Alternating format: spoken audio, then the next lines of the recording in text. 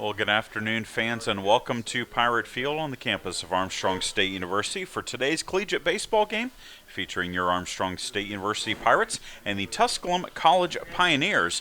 Yesterday, these two teams played a doubleheader and split action. Each team got a dominating pitching performance for Tusculum.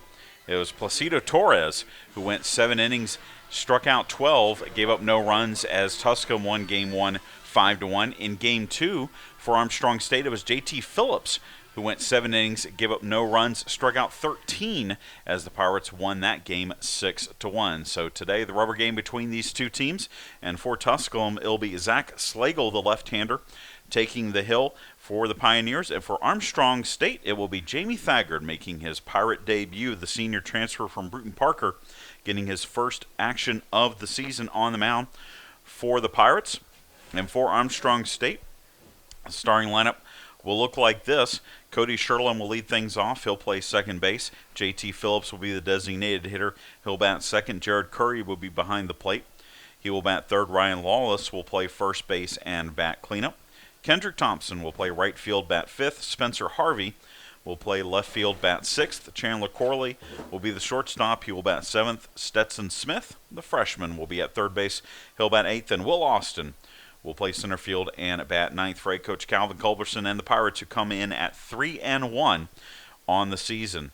For Tusculum College, 3-2 on the year after yesterday's split. It'll be Giovanni Tolentino leading things off. He will play shortstop. Jeremy Glore, the leading hitter for the Pioneers this season, will play center field and bat second. Nick Lucina will be the designated hitter. He will bat third. Kevin Victoriano will be in right field. He'll bat cleanup. Creighton Wilkie will play first base and bat fifth. Zach Lippincott will be behind the plate. He will bat sixth. John Topolowski will play third base and bat seventh. Zach Fincham, the second baseman, bats eighth. And Tanner Maloof will be in left field and bat ninth. Tusculum College ranked 25th in the D2BaseballNews.com preseason poll. Armstrong State is ranked 25th in the Collegiate Baseball Coaches poll in the preseason. So these two teams expected to be in contention for postseason berth as we go along. And so whoever wins this contest will have a little bit of a leg up on the other when it comes down to NCAA regional berths in a few months' time. Armstrong State softball, by the way, is currently in action over at the Armstrong State softball field. They are into the top of the fourth inning. Armstrong State leads Lincoln Memorial 3-1. The Pirate softball team split games yesterday, defeating Lincoln Memorial 6-5 in 8 innings, losing to Catawba 5-1 in 8 innings. We had a lot of rain here in Savannah overnight and into this morning, so that altered our schedules for both softball and baseball. We're starting an hour later with the baseball game today. Softball, Catawba Armstrong supposed to play at 11. That game was canceled. We moved the Lincoln Memorial game to noon just to get that one game in this afternoon, but that will be the only softball game we'll have today. And also in action today, up in Kiowa Island, South Carolina, Armstrong State is in the Kiowa Island Invitational hosted by Tusculum College. The Pirates are currently second in that tournament after shooting a 3-11 team score. Senior Pamela Mosley is leading the tournament. She is tied for the lead after a 1/73 second round currently underway, again up in Kiowa Island at the Cougar Point Golf Club. But here, Armstrong State and Tusculum getting set for action. The starting lineups being read to the crowd. It is a very cold, blustery day. Wind is blowing from right to left out to right field, or left field, excuse me. And temperatures just about 45, 46 degrees. Not expected to get much warmer today here at Pirate Field. We're going to break for the national anthem. We'll come back with the first pitch between Tusculum College and Armstrong State.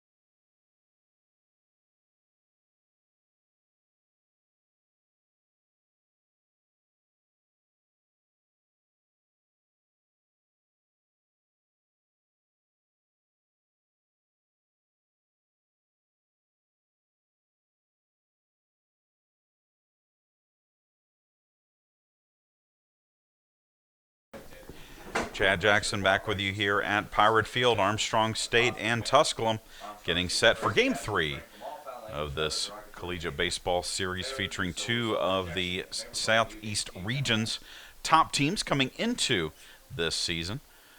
And Armstrong State will send Jamie Thagard to the Hill to face the Pioneers. The 6'3 senior from Ackworth, Georgia, transfer from Bruton Parker. He threw 7 games for the Barons last season. Had 2 saves, an 0-3 record, a 5.55 earner on average. He also, in his collegiate career, pitched at Georgia Highlands and Gordon College. And he is a product of Etowah High School in Ackworth.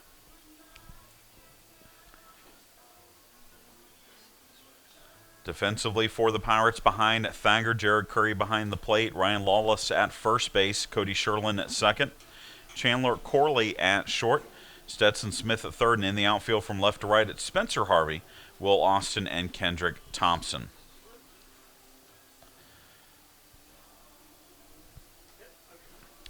Again, Tusculum 3-2. The Pioneers went 2-1 in Florida on the opening weekend, picking up a couple of wins over nationally ranked teams. The Pioneers defeated Nova Southeastern 13-2 and Lynn 11-3, fell to Barry 13-1. And then yesterday here, split the doubleheader with the Pirates. Armstrong State 3-1, swept a doubleheader to open the season down at historic Grayson Stadium last Sunday, and then split with the Pioneers here yesterday. Giovanni Tolentino will lead things off for Tusculum. 5'8 senior from Deltona, Florida, and a transfer from Asa College. In 5 games, Tolentino is hitting .217, 5 hits and 23 at-bats. He does have a home run and 3 runs batted in. Armstrong in its Sunday camo top uniforms today, as the first pitch from Thagard is a strike. Tusculum wearing its black tops today with orange numbers and white trim.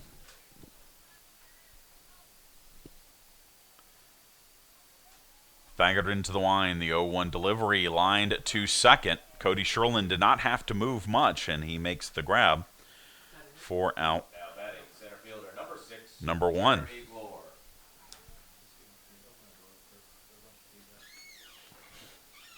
I'll bring up Jeremy Glore, who is the leading hitter so far this season for Tusculum. Glore hitting .474, 9 hits and 19 at-bats. He has 2 home runs, or 2 RBI, and 2 doubles on the season.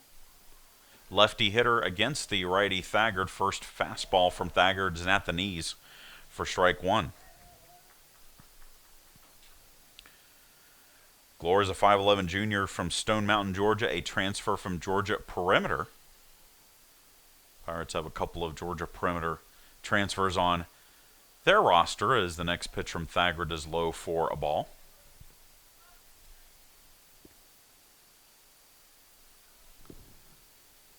Wind continues to blow out to left center field, and strongly. Wind's expected to be about 15 to 20 miles as that pitch is in the dirt for ball 2.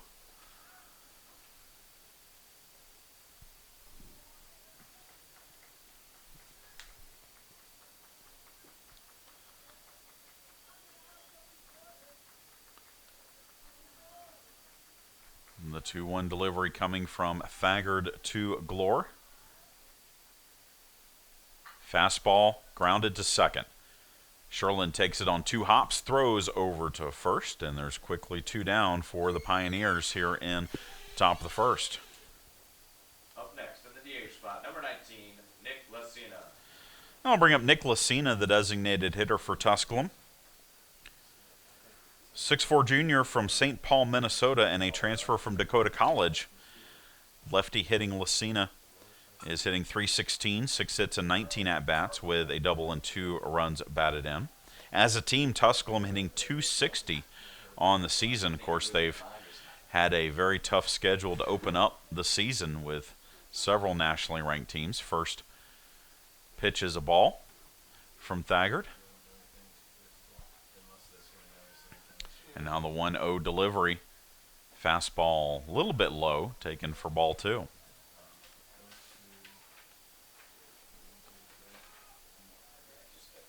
Top of everything, correct? Just like so.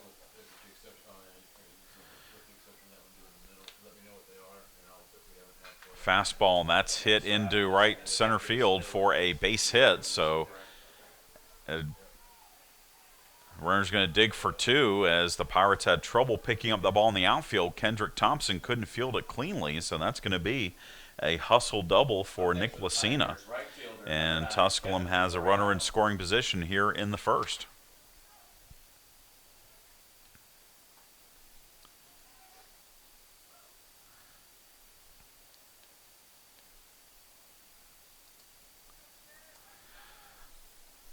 That brings up Kevin Victoriano, the right fielder.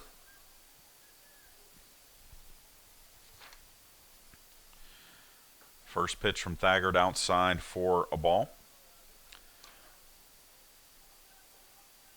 Victoriano, 188 average in 5 games, 3 hits and 16 at-bats. Does have 4 runs batted in and 3 runs scored. Thagard's 1-0 pitch popped up right near the plate. Jared Curry is battling the wind, and he is going to make the catch. It actually drifted back into fair territory, and tumbling was Curry, but he was able to make the grab to end the inning. So Tusculum gets a hit, but nothing else. We head to the bottom of the first. Pirates coming to bat.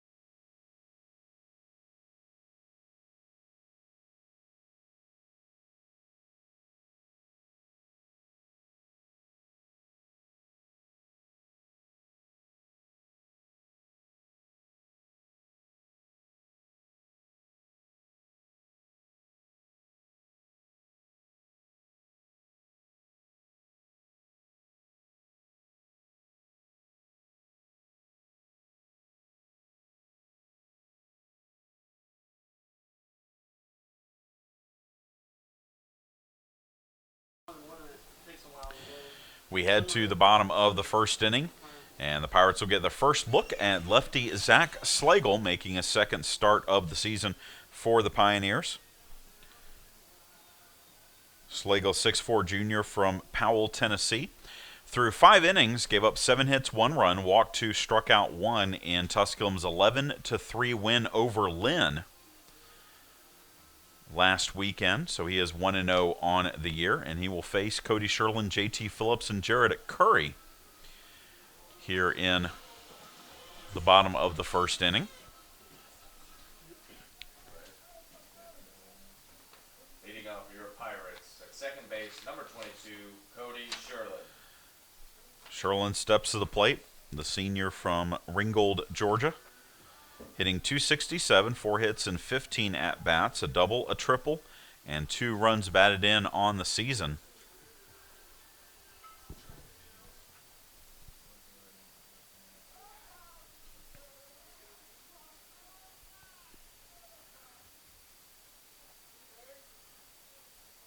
Slagle's first pitch is right over the plate for a strike.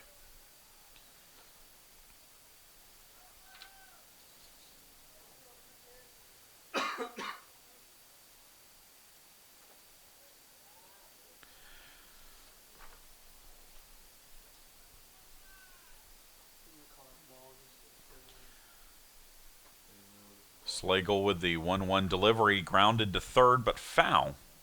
And it's 1-2. Sherlin, one of 14 seniors on this Armstrong State squad this year. A very experienced club that returned 17 players from last year's team that went to the Peach Belt Conference Tournament Championship game, as that pitch is high for ball 2. Pirates finished the season ranked 26th in the Collegiate Baseball Top 30 poll, was basically one of the last teams out, as That is a swing and a miss, strike three. The ball was in the dirt. Sherlin thought he checked his swing, so he did not make a move towards first base. They appealed to the bases umpire. He said he went around, and so it was an easy tag for the catcher for Tusculum, Zach Lippincott, and that's the first out of the inning. I'll bring up JT Phillips. First pitch to him is inside and in the dirt for ball one. Phillips, .563 average, 9 hits in 16 at-bats, 8 runs scored. 2 doubles as well for the senior from Columbus. Was the winning pitcher in Game 2 of yesterday's doubleheader. Hits a high chopper. It's going to be deep in the hole at short, and no chance for Tolentino to throw out Phillips, so that'll be a base hit for the Pirates. And Armstrong State has 1 runner on with 1 out for Jared Curry. Up next for the Pirates, the catcher, number 5, Jared Curry.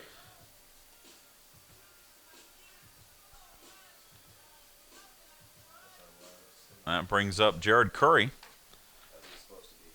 who has had 2 good games for the Pirates so far this season. He is hitting .571, 4 for 7, with 2 home runs, 4 runs batted in. He had a 2-run home run in the Pirates' season-opening win against Payne last Sunday down at historic Grayson Stadium. He had a solo shot in yesterday's 5-1 loss to Tusculum, accounting for the Pirates' only run.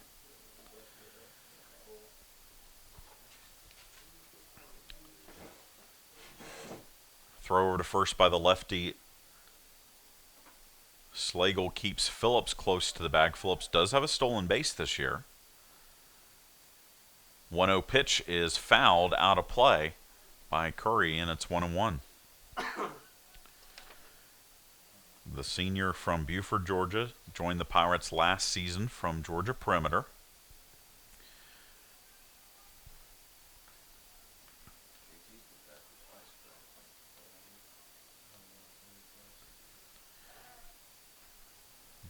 Curry was the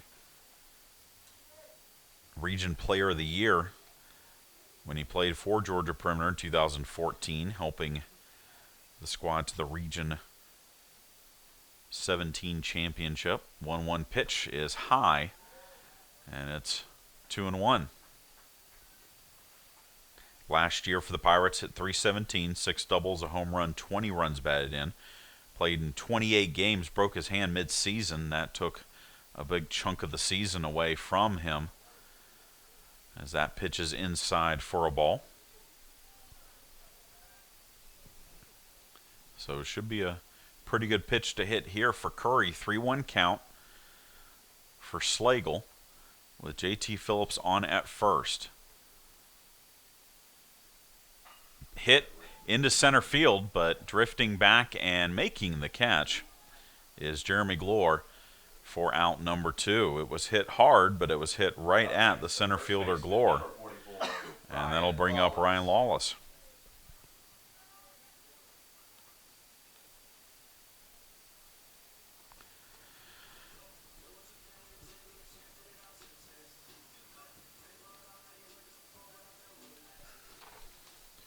Lawless steps in. 6'3" junior from St. Simon's Island, transfer from ABAC, joining the Pirates this season. First pitch to him is in the dirt for a ball. Hit .258 with a home run and 30 RBI at ABAC last year. So far this season, he is 1 for 5 with 3 runs scored. He's drawn 3 walks and has also been hit by 2 pitches. So even though his batting average is .200, his on-base percentage is .600. Time called before Slagle delivered that pitch, so it remains a 1-0 count.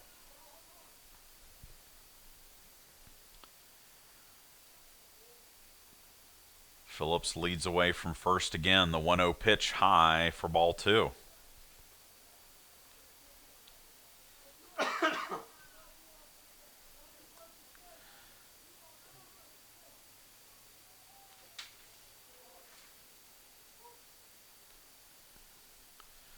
Swinging a topper foul up the third base line.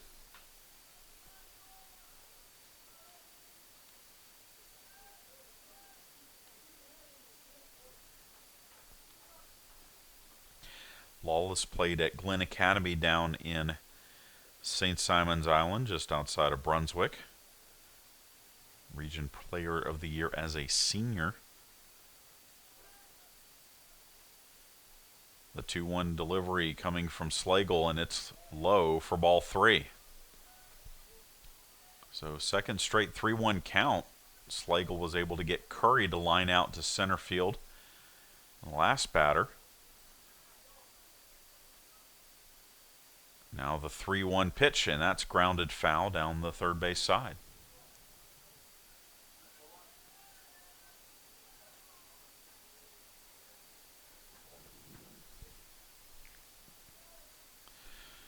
Three balls, 2 strikes, 2 outs, so Phillips will get a head start from first. The payoff pitch coming from Slagle, grounded to short. Easy play for Tolentino, but he throws it high of the bag at first. Phillips is going to score as the throw to the plate will not be in time, and the error by Tolentino puts the Pirates on the board, and it's 1-0. Jeremy Tolentino made a nice stop. It was a hard-hit ball, but he fielded it in plenty of time to make the throw to first, but just airmailed Wilkie at first base with the throw. And the Pirates take a 1-0 lead.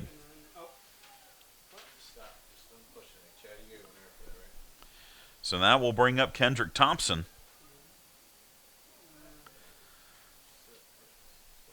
Thompson takes the first pitch low for ball 1.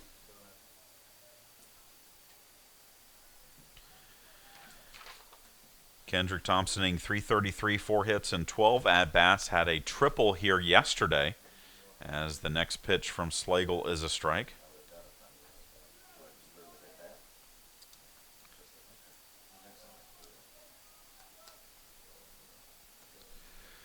The Statesboro native, second season with the Pirates, tops this one to second. Easy underhand throw for Zach Fincham to retire the side, but the error on Tolentino allows the Pirates to take a 1-0 lead as we head to the top of the second.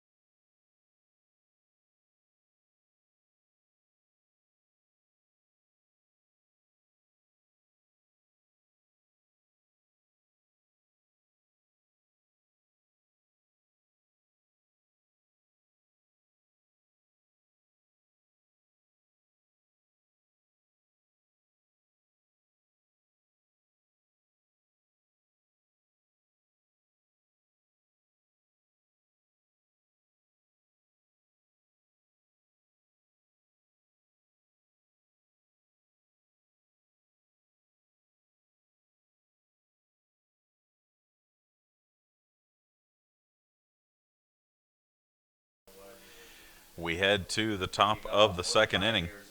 Armstrong State leading it 1-0. Creighton Wilkie, Zach Lippincott, and John Topleski will face Jamie Thagard here in the second inning. Thagard gave up a double in the first, but it was a 2-out variety, able to get out of the inning. And now Wilkie steps in. Looks at a strike at the knees from Thagard. Wilkie is a 6'3" senior from Lincoln, Nebraska, lefty hitting first baseman. He is 3 for 5 this season, including a 2 for 2 performance in Game 2 of yesterday's contest. It was the only 2 hits that the Pioneers got against Pirate pitching in Armstrong State's 6-1 win. Wilkie doubled off of J.T. Phillips in the 7th inning. That was the only hit that Phillips gave up in the game and in this season, as the Thagard pitch is low for ball 2. And then he followed that up with a single in the 9th.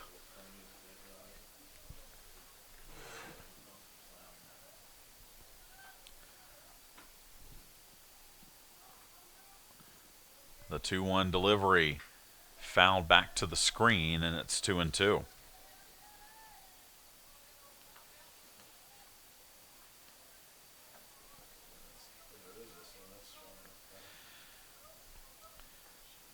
Lincoln Memorial has tied things up over at the Armstrong State softball field. 3-3 is the score as they head to the 5th inning.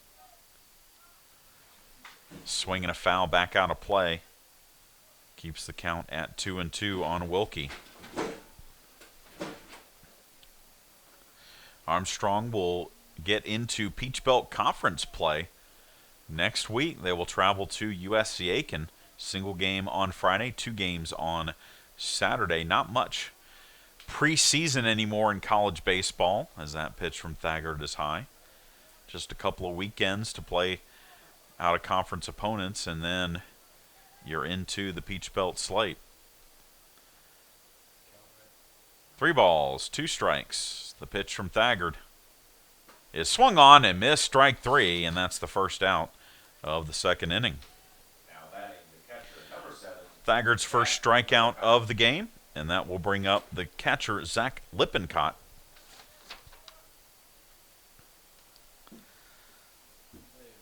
Lippincott making just his 2nd start of the year, 1 for 5 with a run scored for Tusculum. He is a 5'11 junior from Marietta, Georgia, and a transfer from Andrew College. Thagard's first pitch, right over the plate for a strike.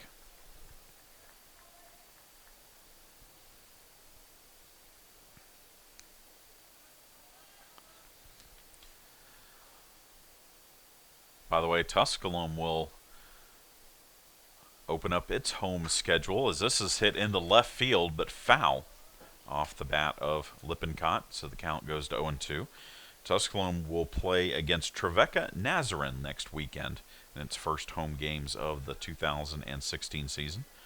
Pirates and Tusculum played last year in a 3-game set in March in Tusculum. And Tusculum won 2 out of 3 there, so the Pirates trying to return the favor by taking 2 out of 3 from the Pioneers here this season. 1 ball, 2 strikes. Jamie Thagard looks in for the sign from Curry. Delivers a fastball, and this is lifted into right center field. Will Austin will battle the wind just slightly and then make the catch for out number 2. Up next for the Pioneers, third baseman, number 12, John Tobolewski. And so that will bring up John Tobolewski, the third baseman. .294 average for Tobolewski this season, 5 hits and 17 at-bats, 1 home run, and a team best 6 runs batted in. For the junior from Lawrenceville, Georgia, first pitch from Thagard is a strike. 1-0 Pirates lead, an unearned run pushed across in the bottom of the first by the Pirates. Fastball a little bit outside, and it's 1-1.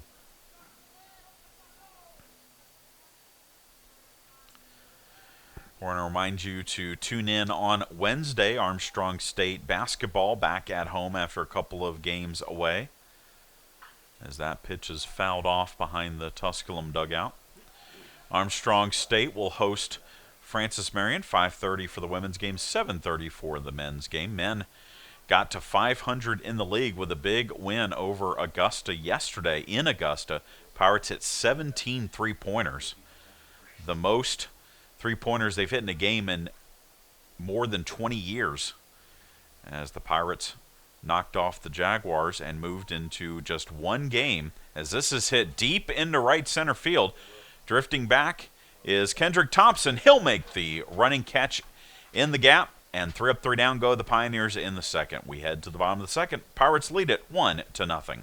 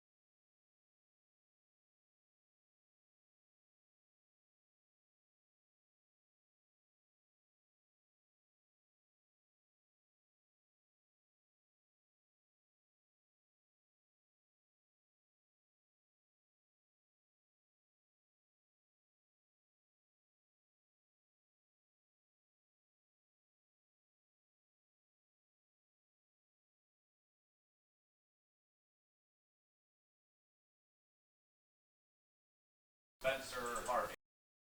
It'll be Spencer Harvey, Chandler Corley, Stetson Smith for the Pirates in the bottom of the second inning, facing Zach Slagle. Slagle gave up a run in the first, albeit the unearned variety. And the first pitch to Harvey is right over the plate for a strike. Spencer Harvey, 6-foot junior from Guyton and a transfer from Georgia Southern. Looking for his first hit as a Pirate. He is 0 for 6 this season, making his 4th appearance and 3rd start of the year. And he's fallen behind in the count here. 0-2. Breaking ball, that's low for ball 1.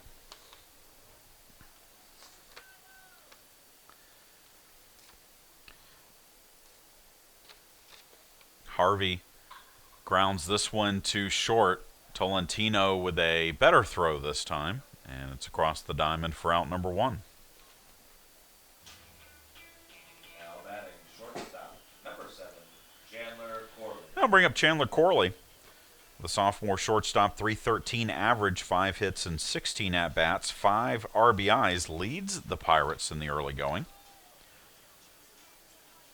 6-foot infielder from Martinez, Georgia, had a good debut season for the Pirates. He was a Peach Belt Freshman of the Year honoree during the year.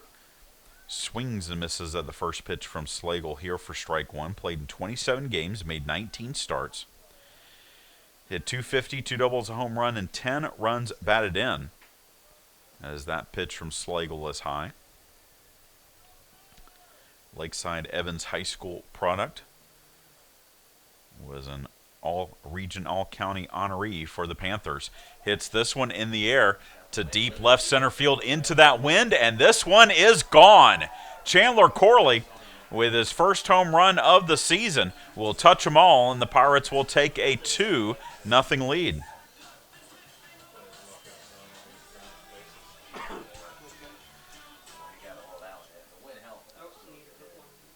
So Chandler Corley doubles the Pirates' lead with his first home run of the season, second home run of his career.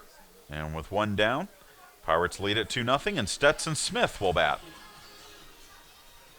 Up next for the Pirates, third baseman, number 3, Stetson Smith. Freshman Stetson Smith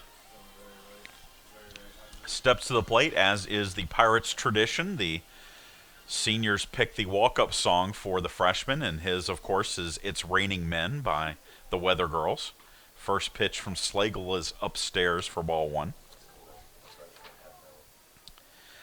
Smith, 5'7" out of Blackshear, Georgia, looking for his first collegiate hit, as he is 0 for 7 into this season. 4th appearance for Smith, 3rd start of the year, and he's ahead in the count here 2-0 against Zach Slagle.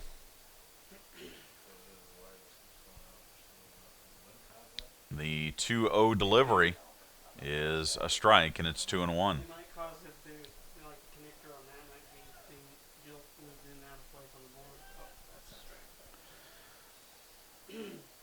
Slagle's 2-1 delivery, that is upstairs, and it's 3-1.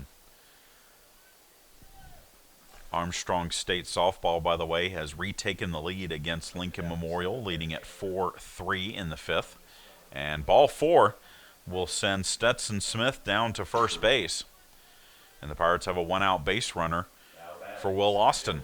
Number 23, Will Austin.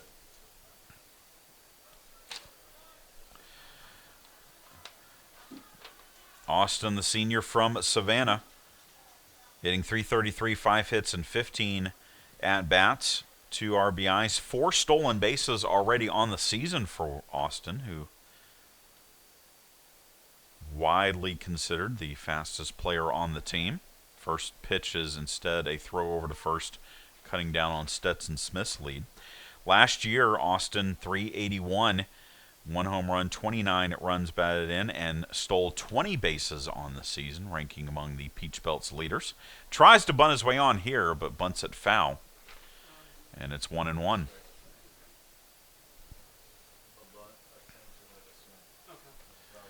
Pirates lead at 2-0. We're in the bottom of the 2nd. Solo home run for Chandler Corley, matching the unearned run for the Pirates in the 1st inning.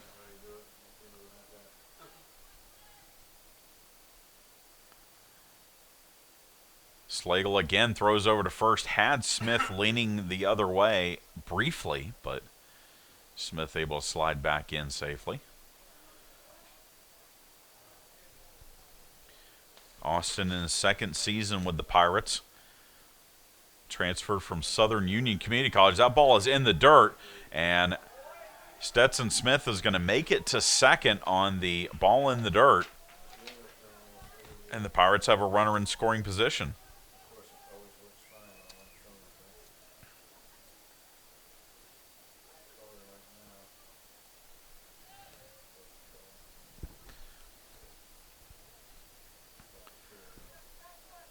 So 1 ball, 1 strike to Austin, now with Smith in scoring position. And the next pitch is low for ball 2.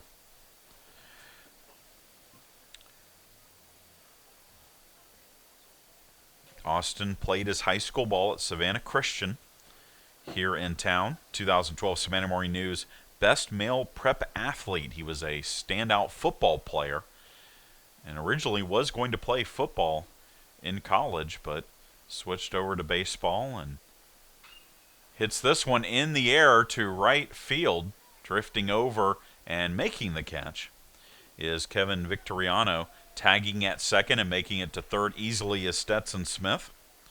So the Pirates have a runner 90 feet away, but 2 down in the inning. For Cody Sherlin, who struck out against Slagle to start the 1st inning for the Pirates.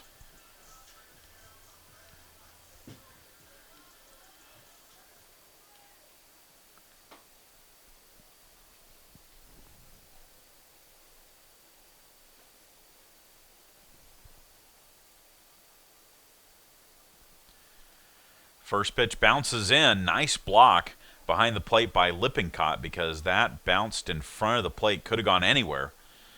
But Lippincott was able to block it and prevent Smith from scoring from 3rd base.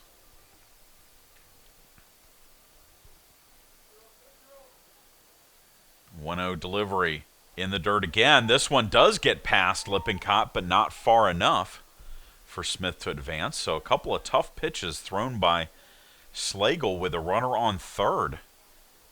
Trying to get Sherlin to swing at something outside the strike zone, but you put your catcher in a bit of a pickle when you throw pitches that low with that runner on 3rd. 2-0 delivery now to Sherlin. Breaking ball low, and it's 3-0.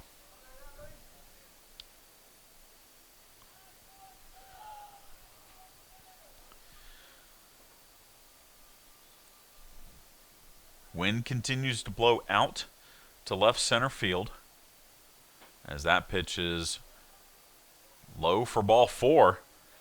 Sherlin stayed in the batter's box for just an extra second just to make sure that ball 4 was going to be called, and he trots down to first base. And the Pirates now have runners at the corners for J.T. Phillips. Phillips singled to short in the first inning. Now 10 hits and 17 at-bats to start the year for Phillips. He has had an outstanding beginning to the season, both at the plate and on the mound.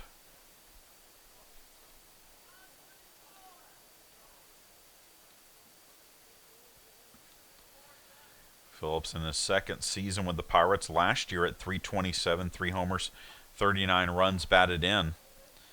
Made 12 appearances on the mound.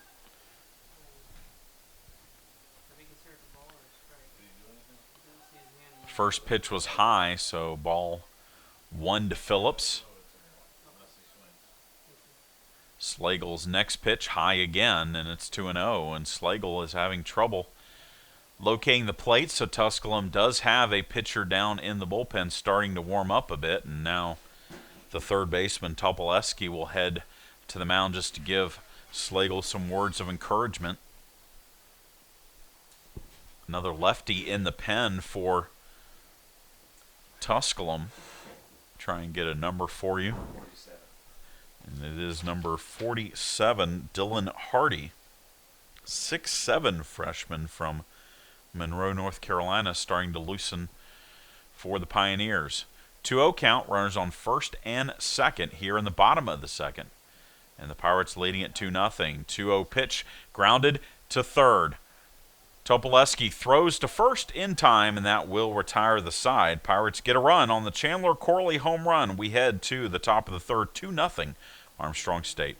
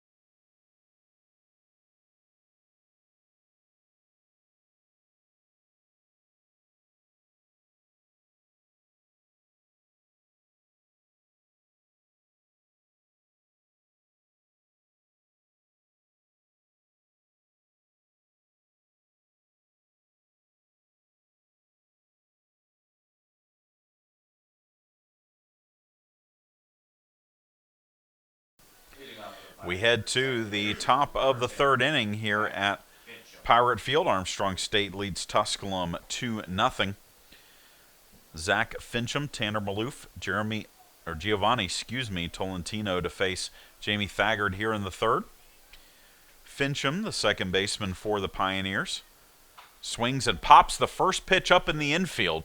Cody Sherlin will make the grab for out number 1. One pitch, 1 out for Thagard, who has gotten 4 of the last 5 batters to fly out or pop out. And it brings up Tanner Maloof. 6'1" senior out of Winder, Georgia. Maloof 2 for 7 on the season with a couple of runs scored. The lefty looks at the first pitch from Thagard low for ball one. Armstrong softball has increased its lead over Lincoln Memorial over at the softball field. Pirates lead Lincoln Memorial 6-3 heading to the bottom of the fifth. Fly ball into right field. Coming in is Kendrick Thompson. Thompson will make the grab for out number 2.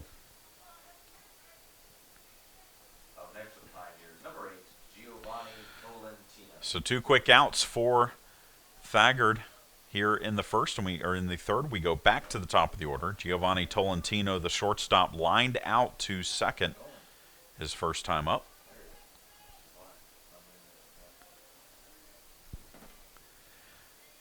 Thagard's first pitch right over the plate for a strike.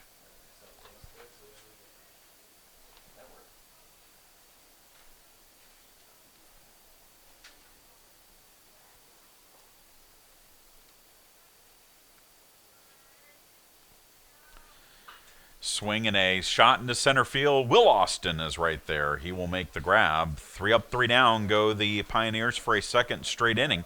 We head to the bottom of the third. 2-0 Armstrong State leads.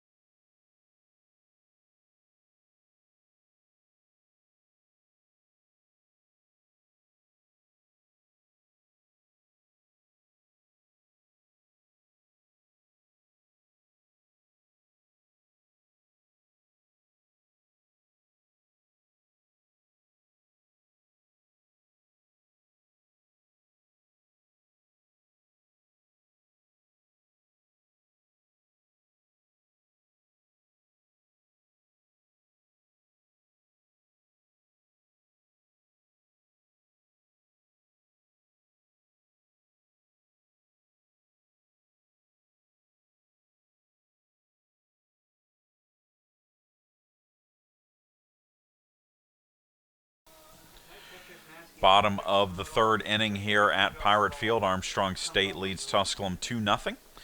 It'll be the 3-4-5 hitters in the order for the Pirates facing Zach Slagle. As Jared Curry will lead things off, he flew out to center field his first time up.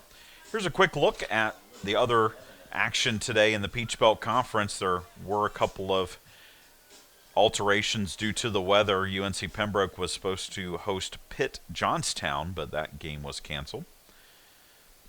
Georgia College leads Tampa 2-1 in the second inning in Milledgeville. Young Harris taking on Rollins down in Florida, and Young Harris won yesterday 9-8 over the Tars, as Jared Curry has moved ahead in the count 3-0 on Slagle. Against Slagle, USC Aiken Lincoln Memorial scoreless in the third inning in Aiken, and ball 4 will send Curry down to first base. Third walk given up by Slagle. And the Pirates will have a leadoff runner on first for Ryan Lawless. Other action later today, North Georgia hosting Carson Newman, Georgia Southwestern hosting Clark Atlanta, and Montevallo is hosting Ohio Valley.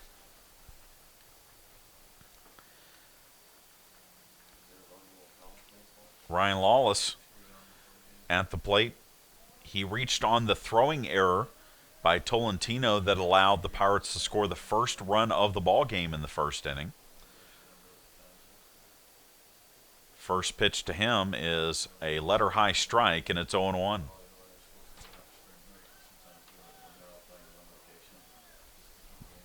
A little more emphatic activity in the Tusculum bullpen now, As a couple of pitchers are down there. Next pitch is high and outside for a ball. A right-hander is now up in the bullpen for the Pioneers.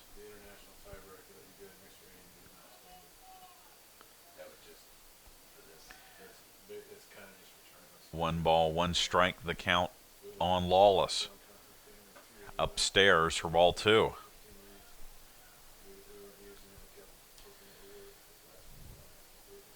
Curry on it first, not a real threat to steal. Conservative lead. As Slagle's 2-1 pitch to the plate. Check swing foul off the bat of Lawless, and it's 2-2. Number 22, Eamon Collins. A right-hander from Warsaw, Virginia, now throwing in the bullpen for Tusculum. 2 balls, 2 strikes. The pitch from Slagle hit in the air to left. This one is carrying, and this one is gone. A 2-run home run for Ryan Lawless, his first home run as a Pirate, and the Pirates now lead it 4-0.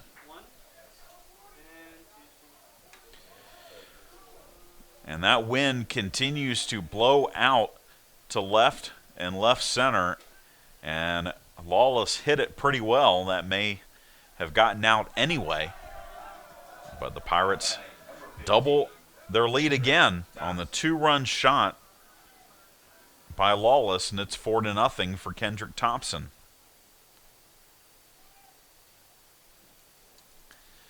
First pitch from Slagle low for ball 1.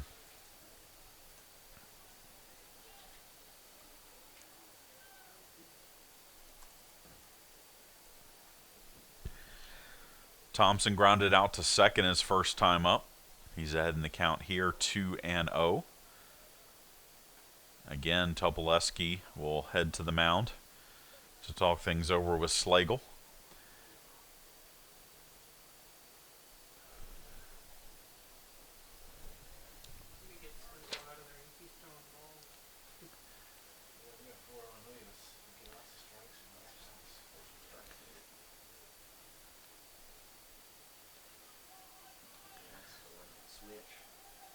Thompson last year, 302, 8 doubles, 3 triples, 23 runs batted in, as that pitch is a strike.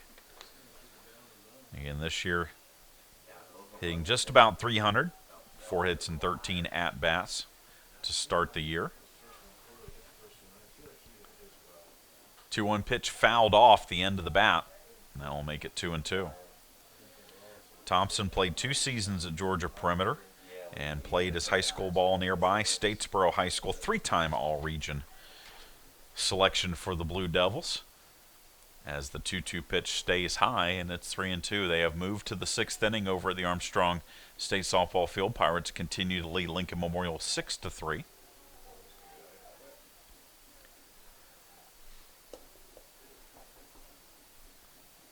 Now the 3-2 pitch hit to short.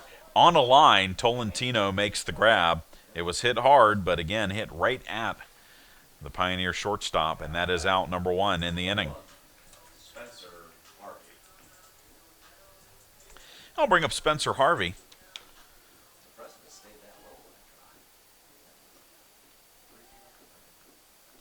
Harvey grounded to short his first time up. Hits this one in the air to left. This one is carrying, and this one is foul. It was hit hard and hit long, but hit foul down the left field line. And the count is 0-1. Again, Harvey looking for his first hit of the season.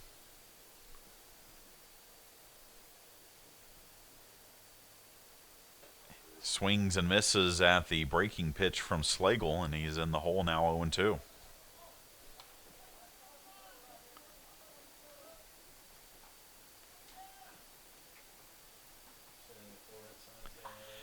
Swinging a ground ball back to the pitcher. Slagle will throw on to first, and there's 2 down.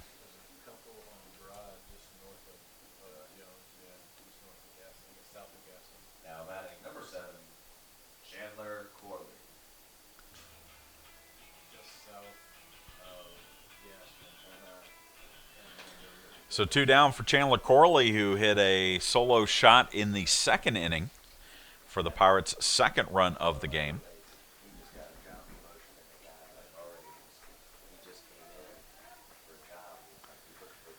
Slagle's first pitch, well high, taken for ball 1.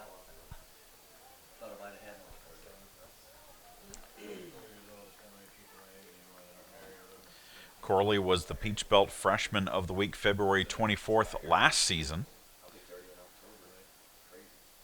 He had his first collegiate home run in the Pirates' 14-10 win over Claflin on March 18th. As the 1-1 pitch is inside for a ball, making it 2-1.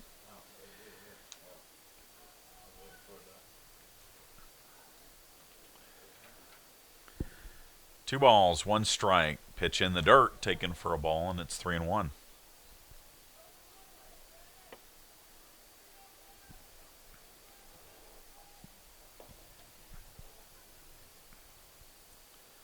Swing and a foul back to the screen makes the count 3-2.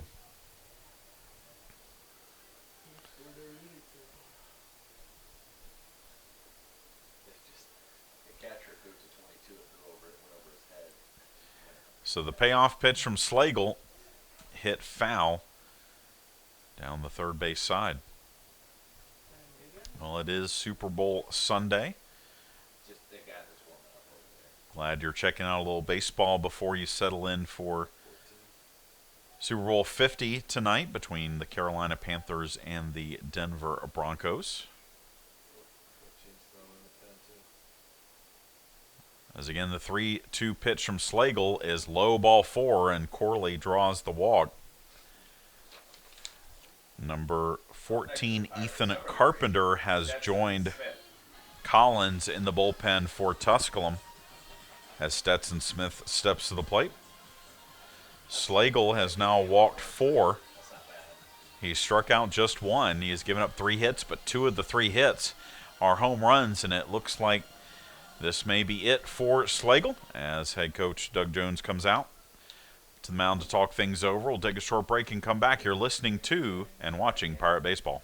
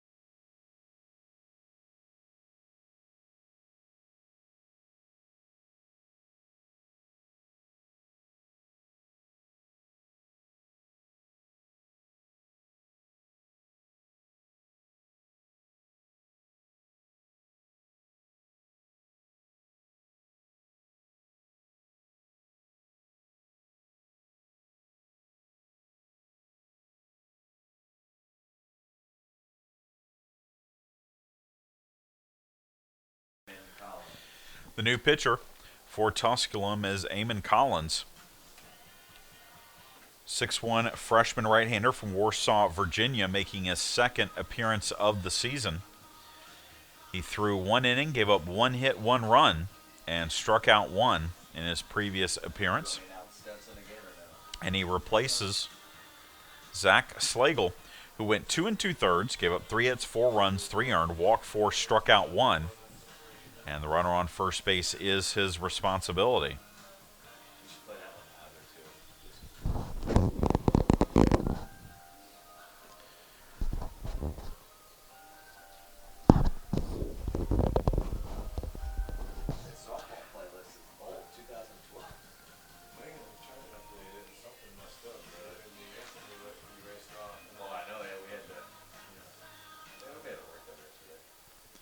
So Stetson Smith steps in to face Eamon Collins with a runner on first and 2 out. 2 runs in here in the bottom of the 3rd inning. Pirates lead it 4-0. Smith drew a walk in the 2nd inning. Collins' first pitch well high. Nice snag by Lippincott. And it's a 1-0 count.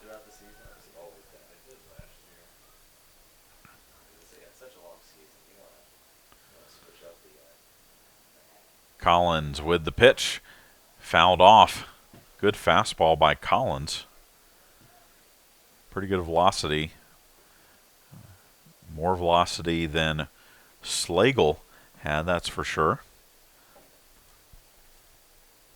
The 1-1 pitch coming. Runner goes, and it's an off-speed pitch and a great pitch to steal because Lippincott could not handle the off-speed pitch, and so Corley steals second, and he's now in scoring position. 2 balls, 1 strike. The pitch is letter high for a strike, and it's 2-2.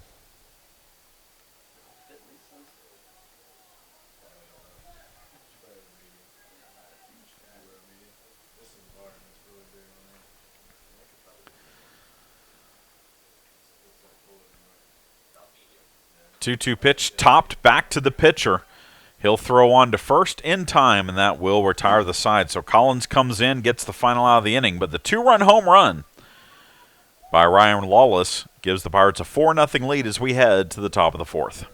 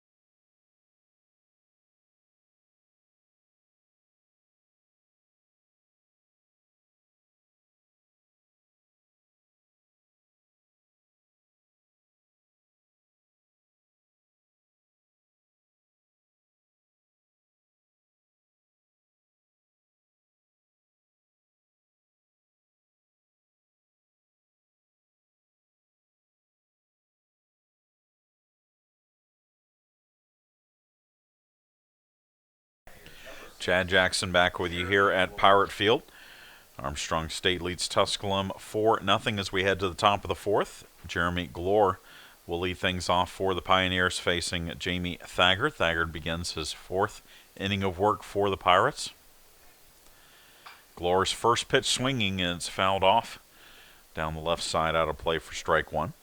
Hannah Reppert has hit a 2-run home run, her 2nd home run of the game, and Armstrong State softball leads Lincoln Memorial 8-3 over at the Pirate softball field. They are in the 6th inning over there. 0-1 pitch down low to Glore, and it's 1-1.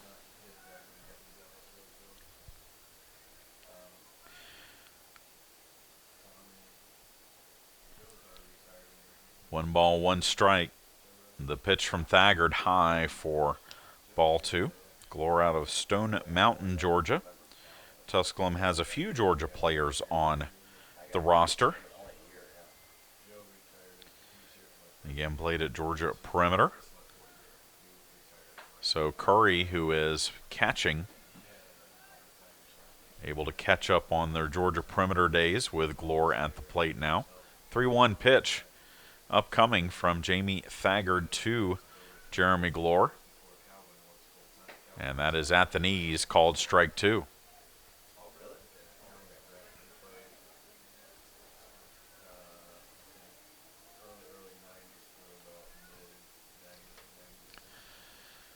Three balls, 2 strikes. The pitch from Thagard hit in the air into left center field. On the run, making the catch is Spencer Harvey for out number 1. Now batting, number 19, Nick Lacina. Now I'll bring up Nick Lacina, designated hitter, doubled off of Thagard in the first inning, only hit of the game for the Pioneers.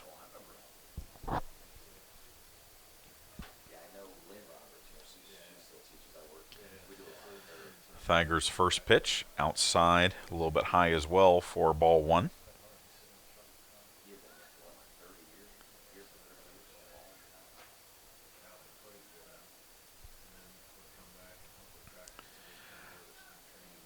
One-0 delivery fouled back out of play by the lefty hitting Lacina, and it's 1-1.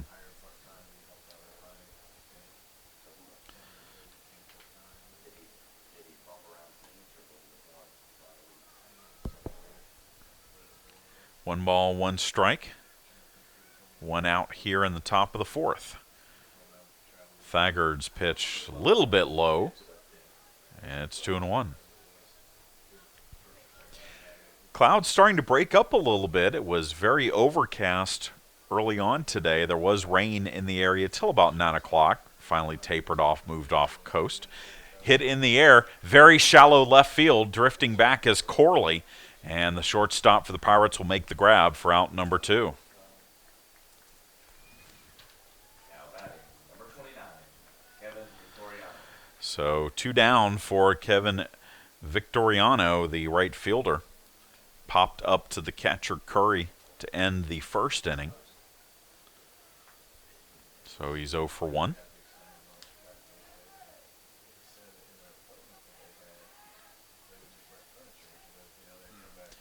First pitch from Thagard high for ball 1.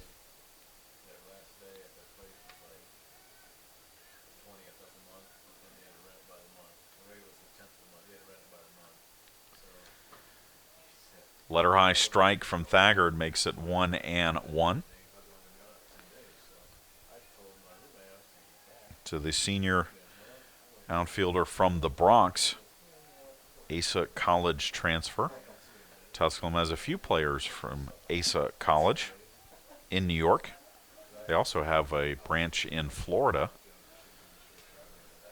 So he could have gone to either. 3 balls, 1 strike. The pitch from Thagard, high, ball 4. Or maybe not. Count was wrong on the scoreboard, so the count must be full now.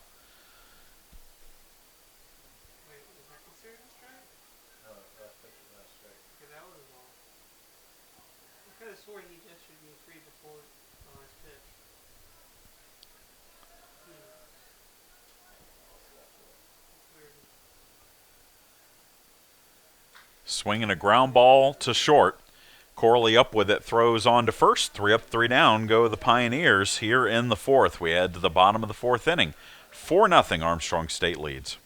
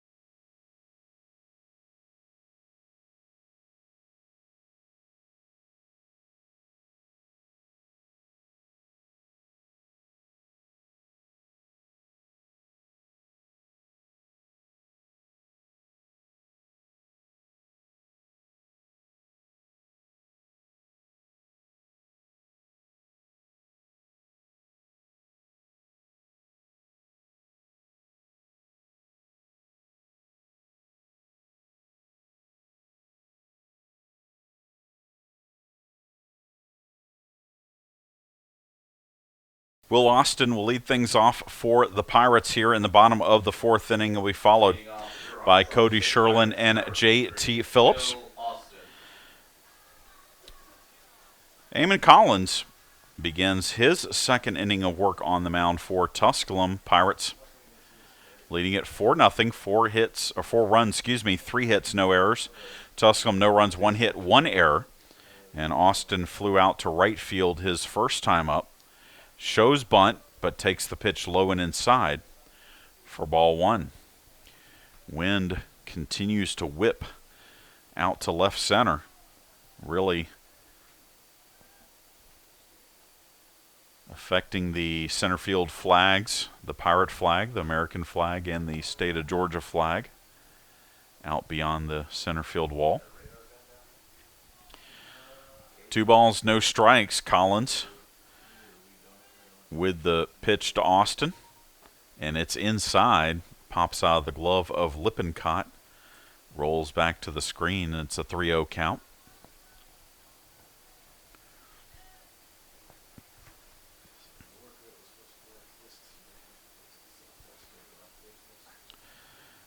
The 3-0 pitch, that is a strike on the inside part of the plate, and it's 3-1.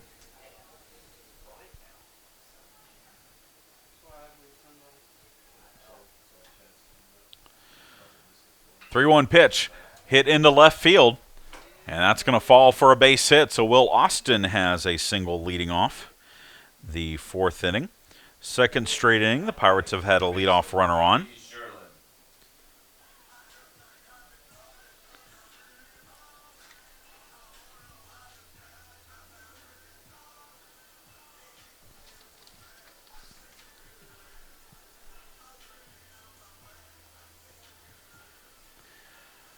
And that brings us back to the top of the order for Cody Sherlin.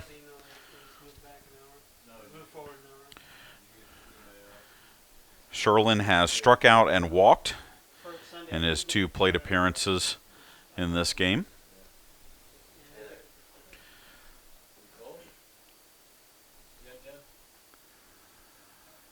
Austin, who has 4 stolen bases this season with a good lead at first. And that will elicit a throw from Collins.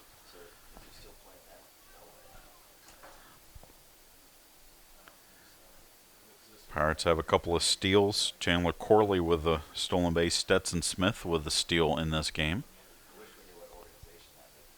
Another throw over to first. A little more oomph on it this time from Collins, but Austin back safely. More activity in the Tusculum College bullpen.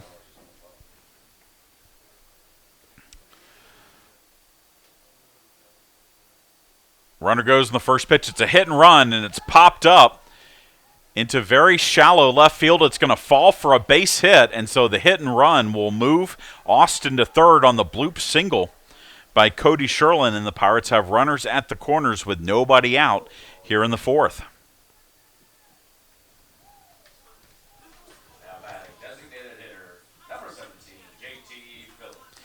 And that will bring up J.T. Phillips in an RBI situation here for the senior designated hitter. Phillips 1 for 2 with a single. Grounded out to third base his last time up.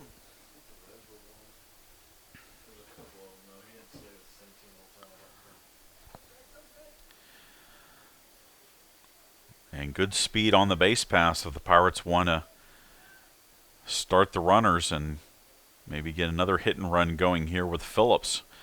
Collins from the stretch. And the pitch in the dirt, taken for ball 1.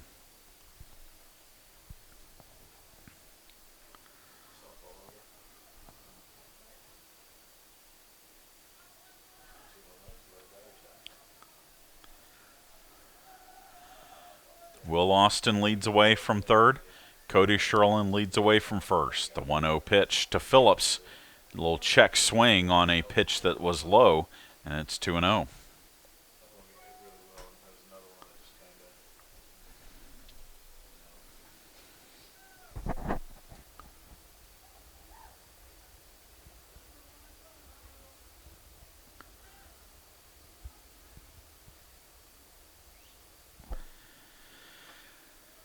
2-0 pitch. That is a strike on the inside corner. Devin Watts, the all-region closer for Tusculum from a year ago, up in the bullpen here. Pioneers fearful this thing might get out of hand early, so he is up in the pen warming right now. 2-1 count. Runner goes from first, and they will concede the stolen base to Sherlin as Lippincott looks down at third, keeps Will Austin near the bag, and so that's the third stolen base for the Pirates in this game. As Sherlin takes second. And now there's 2 runners in scoring position for Phillips, who hits here with a 2-2 count.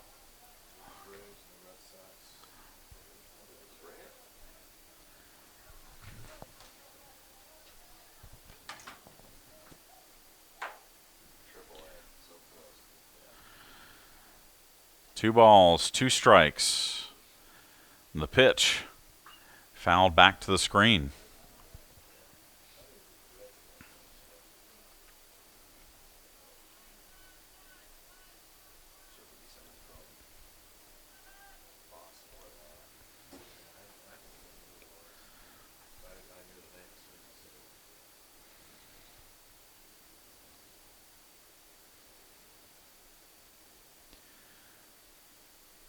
Two pitch, that's in the dirt, and it's now 3-2 on JT Phillips.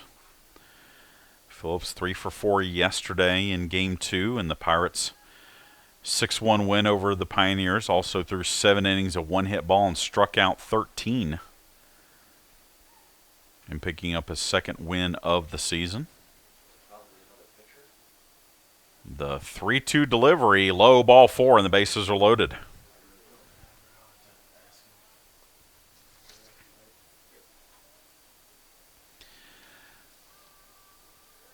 Now I'll bring up Jared Curry with the bases full. Curry is flied out to center field and walked.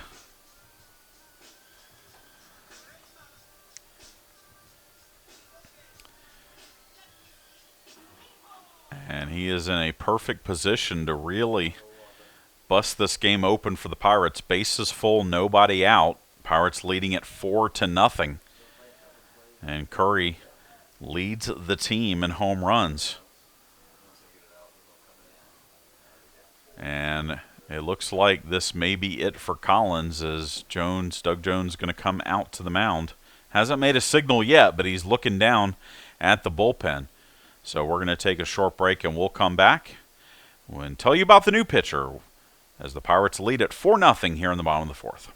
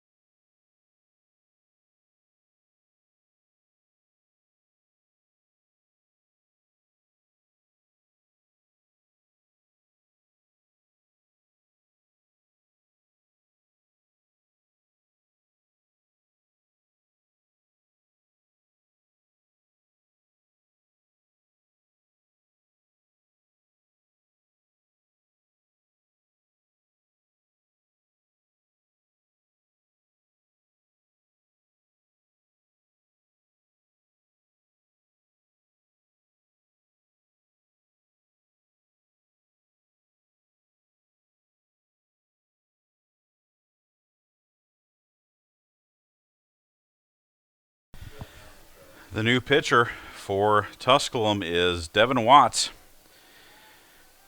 6-foot junior from Mooresville, North Carolina, making his third appearance of the season.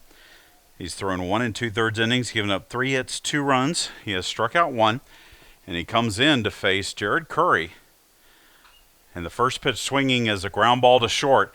They'll go to second for 1, on to first, not in time. But the RBI fielder's choice will make the score 5-0.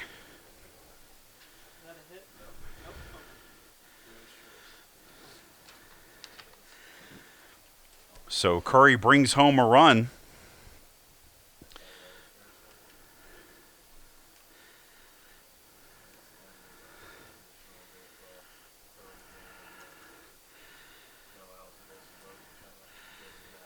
And that means there will be runners at the corners with 1 down for Ryan Lawless, who had a 2-run home run to left field his last time up.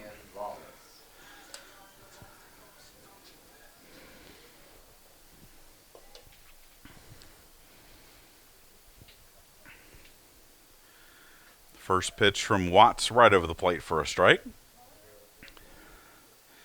Again, that run charged to Collins. Collins went just a third of an inning, gave up 2 hits, 1 run, and the 2 runners on base are his responsibility.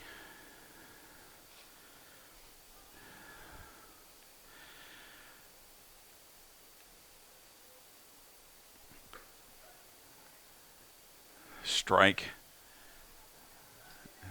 It means it's 1-2 now on Lawless.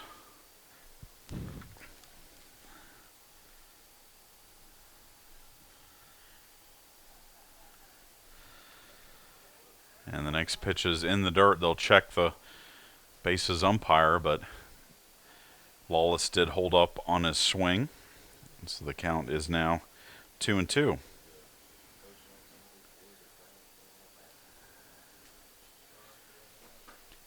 And the 2-2 pitch inside, and so the count runs full.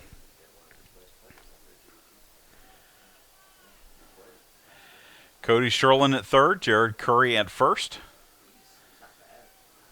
The 3-2 pitch is outside, ball 4, and the bases are loaded again. Curry was going on the pitch, but it did not matter as it was outside, and now the bases are loaded for Kendrick Thompson. Thompson lined out to short his last time up, grounded out to second his first time up. And he hits with the bases full. Still just 1 out in the inning. First pitch to him right over the plate for a strike from Watts.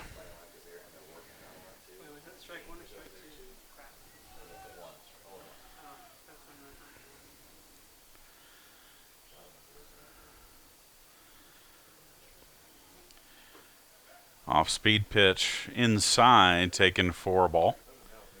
It's 1-1.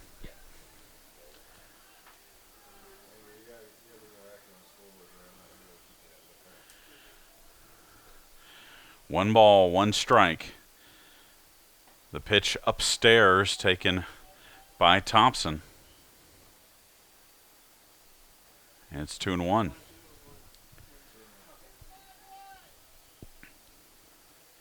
Five nothing Pirates lead. Armstrong looking for more here in the bottom of the 4th inning. This big swing and a miss by Thompson makes the count 2-2. Clouds have almost completely gone from over Pirate Field here. It's turned into a gorgeous, albeit cool, a day as that pitch is inside, and it's 3-2.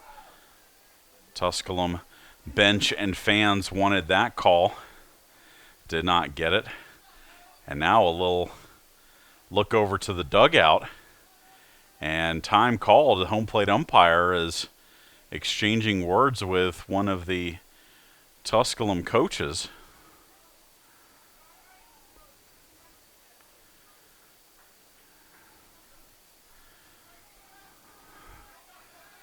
Point has been made apparently, so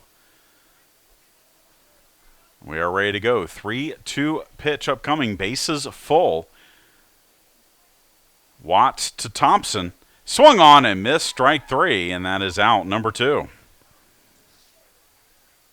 next for the Pirates, left fielder, number 21, Spencer Harvey. And that will bring up Spencer Harvey, who has grounded out twice, once to third, once back to the pitcher. Again, bases full of Pirates, but now there's 2 down in the inning. Watts has gotten 2 outs since coming into the game in relief of Eamon Collins.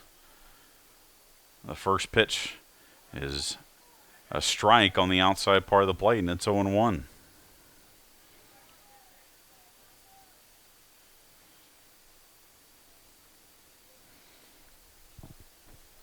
Next pitch, strike again, and it's 0-2.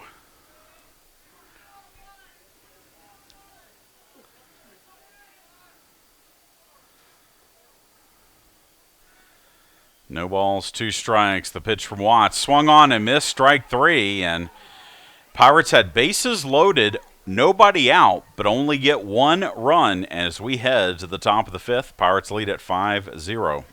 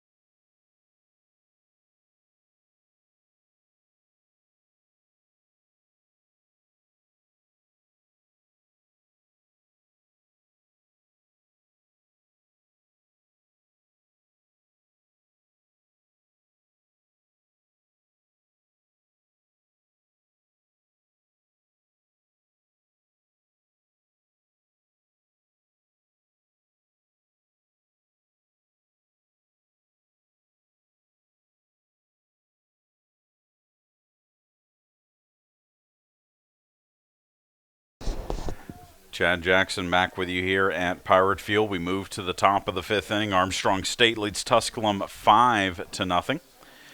Creighton Wilkie will lead things off for the Pioneers. He'll be followed in the order by Zach Lippincott and John Topoleski as Jamie Thaggart, first pitch swing, ground ball to second base. Cody Sherlin up with it, throws on to first, and there's 1 away.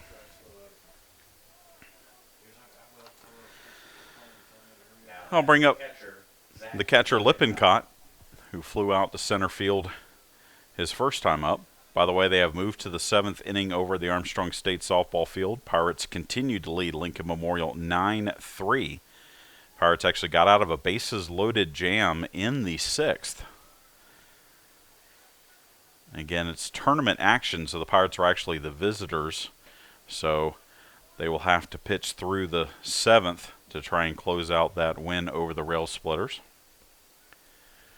First pitch to Lippincott is a ball, so Thaggart to deliver the 1-0 pitch. Grounded foul down the third base side, and it's 1-1.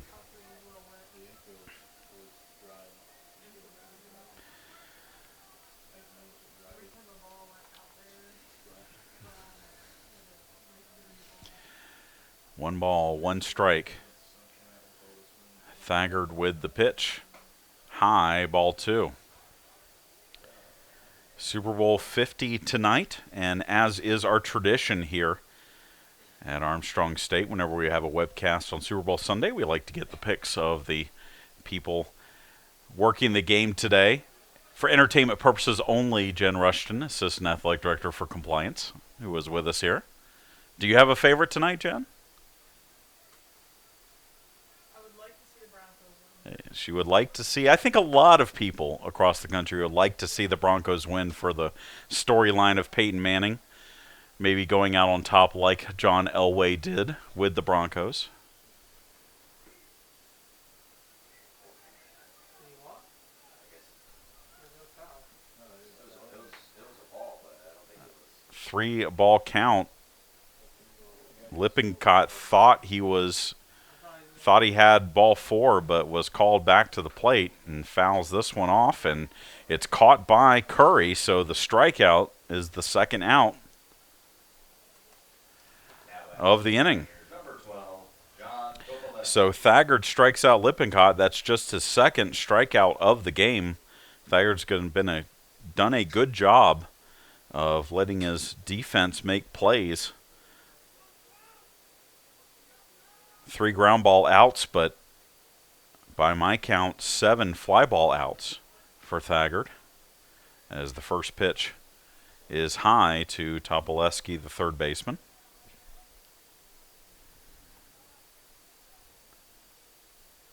I will say personally, I'm with Jen. I would like to see the Broncos send Peyton Manning out on top. I just think that Carolina is a little too strong, and I do not think it's going to be much of a game. I think it'll be over by the third quarter, and the only drama left will be which commercials are good and whether Coldplay did a nice job at halftime.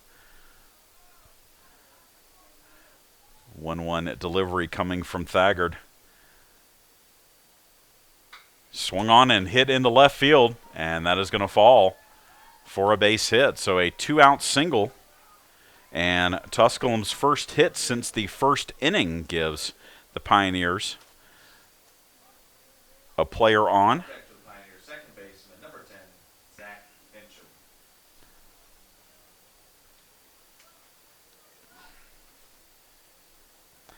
And that will bring up Zach Fincham, the second baseman.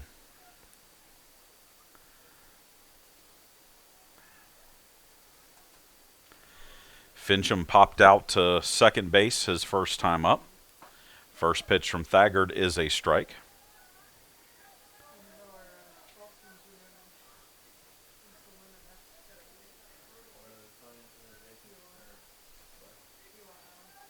Topolevsky leads away from first. The 0-1 pitch is right over the plate for a strike, and it's 0-2. Ethan Marshall, our intrepid producer of our webcast today. Let's hear your pick for the Super Bowl. I'm in the same boat as you, I think. Okay. I like Broncos win, but still we go. Carolina. I really like Coldplay. He likes Carolina, but more importantly, likes Coldplay. So, fly ball into left field, drifting back, fighting the wind a bit, but Harvey will make the grab, and that will retire the side. So Tusculum gets a hit, but nothing else. We head to the bottom of the fifth. 5-0 our score here at Pirate Field.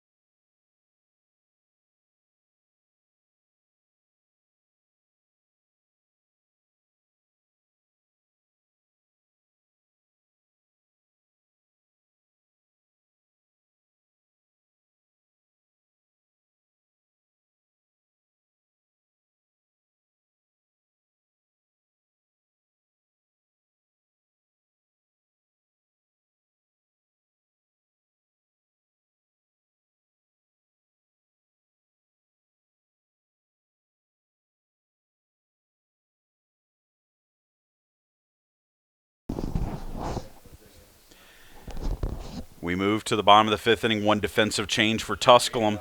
Now catching Jim Tolley, Chandler Corley.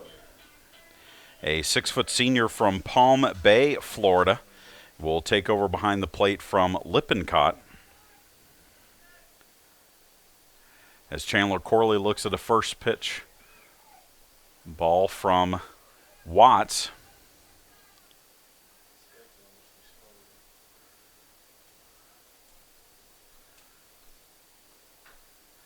And next pitch fouled off by Corley.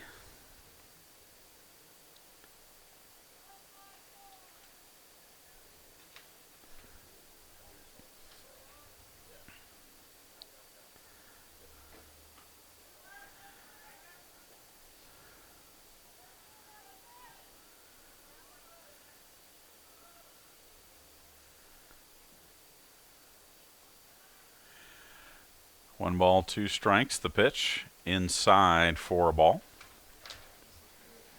Did you have to lock down the Alumni Center when that tornado hit?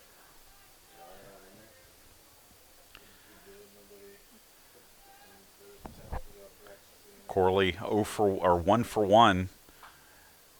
Fouls this one off out of play, and the count remains 2-2. Hit a solo home run in the second inning, and then walked in the third. As it looks like it is a final over at the Armstrong State softball field. Swing and a miss, strike 3, and Corley out on strikes. Watts has now struck out 3 straight after giving up a fielder's choice and a walk coming into the game. Third baseman, number 3, Stetson Smith.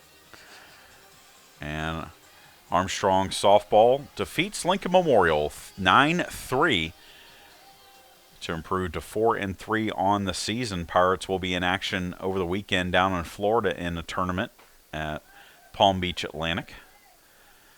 Stetson Smith looks at a first pitch ball from Devin Watts. Watts, the third pitcher of the game for Tusculum, trying to keep this a 5-0 game. As the next pitch is a strike, and he has pitched pretty well since coming in relief of Eamon Collins. 1-1 pitch, hit in the air into center field. Drifting back and making the grab is Jeremy Glore for out number 2. Now batting, center fielder, number 23. Let's ask our scoreboard operator, Andrew, what his pick in the Super Bowl is for today. Carolina or Denver? I'm going to go with Carolina.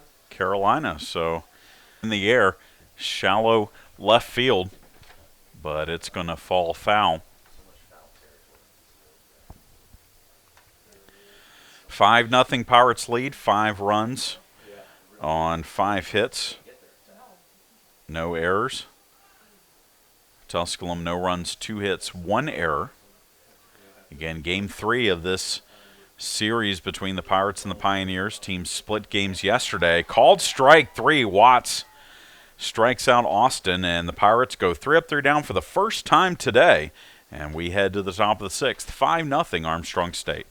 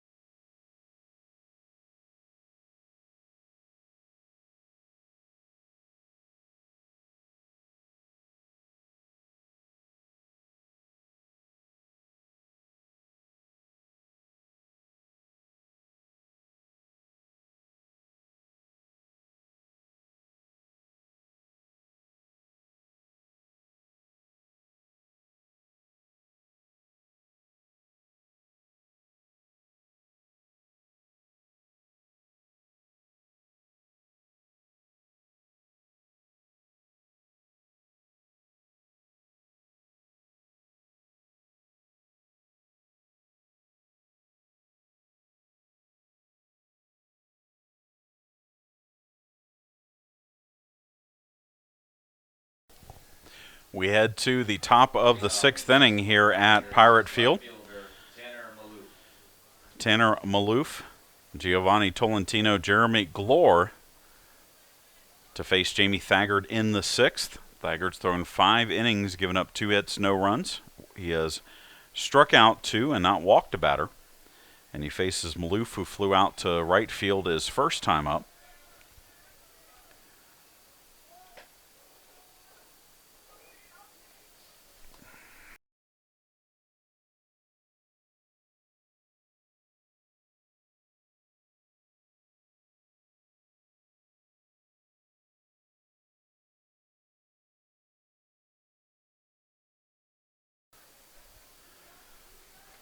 One ball, one strike the count from Jamie Thagard, again making his first start as a Pirate, the senior transfer from Bruton Parker. An Ackworth, Georgia native. 1-1 pitch hit in the air into center field. Will Austin will not be able to make the diving grab. That'll be a single for Maloof, and Tusculum has the leadoff runner on here in the 6th inning.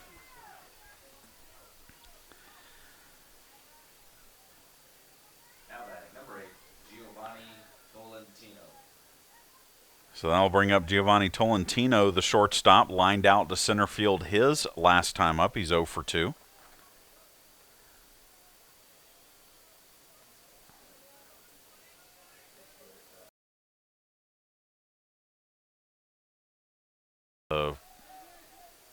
Zero's out.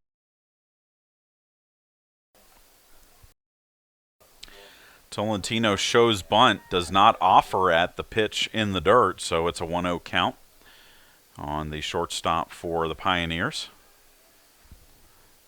Maloof leads away from first.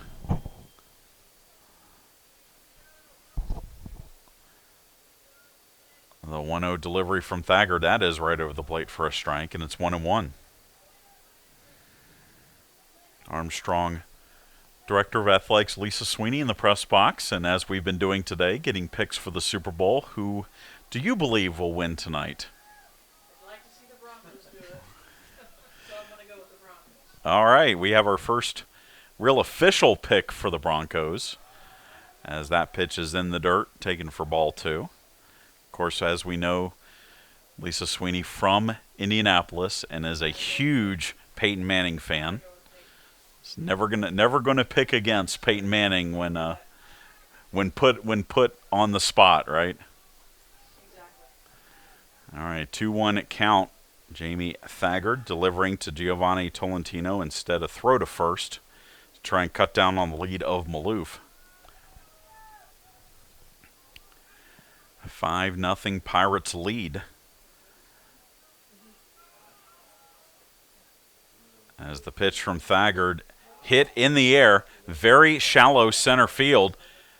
Will Austin will call off not only Cody Sherlin, but Kendrick Thompson as well, and he will make the grab for out number 1.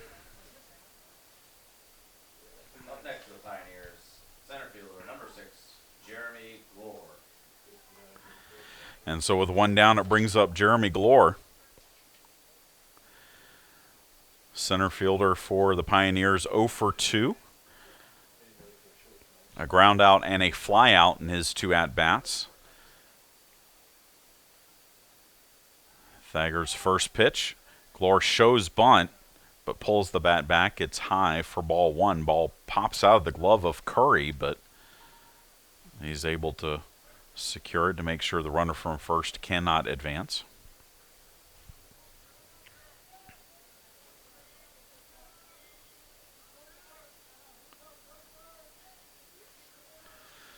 One ball, no strikes.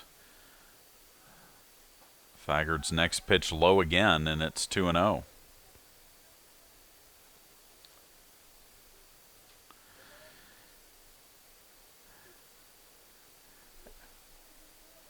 Let's check in with our public address announcer. Ryan, your pick? Sean, sorry. I got Carolina, but I got the over-under on Cam Newton doing 6 dabs this game. So Carolina's the pick and 6 dabs for Cam Newton. That's going to be a pretty high-scoring game. in your opinion. But again, Carolina, as we expected, really, it's been the lead up to this game that a lot of people expect Carolina to win pretty handily. Foul ball off the bat of Glore makes it 2-1.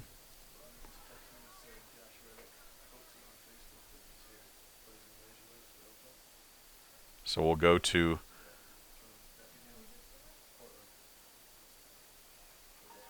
fresh from the softball field, Luke Armstrong. Watching the Pirates win. Well, you're well preserved being in the 45-degree weather. Who was your pick tonight? Picking the under. Picking for entertainment purposes only, picking the under. 2-2 count on Jeremy Glore, the center fielder. Jamie Thagard from the stretch. And the pitch. Grounded to short. They'll flip. Oh, no. Corley had a trouble getting the ball out of his glove. He wanted to go to second base. Could not do so. Through to first. It was late. So we're going to have to give that a hit. It was deep behind the bag at second. Corley just had trouble getting to it and flipping it to second, so it'll be an infield hit for Glore, and there are now 2 runners on with 1 out for Lucina, the designated hitter. Yeah, I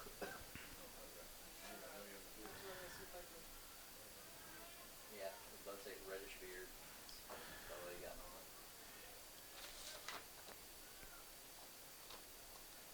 on. So Maloof at second, Glore at first, 1 down, and Thagard's first pitch is right over the plate to Lucina, who is 1 for 2 today, doubled in the first, popped out in the 4th inning. As Tusculum has almost matched the Pirates on the hit column. 4 for Tusculum, 5 for the Pirates, but Armstrong with 2 home runs as this one is hit to the first baseman, Lawless.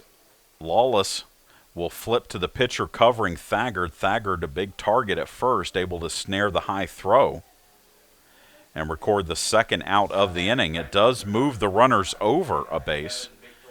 Maloof goes to third. Glore goes to second. And now 2 down for the right fielder, Kevin Victoriano, who has popped out and grounded out.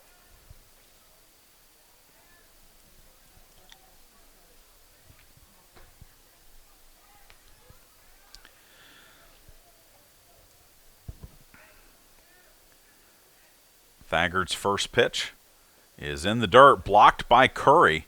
So neither of the Tusculum runners can advance. And it's a 1-0 count.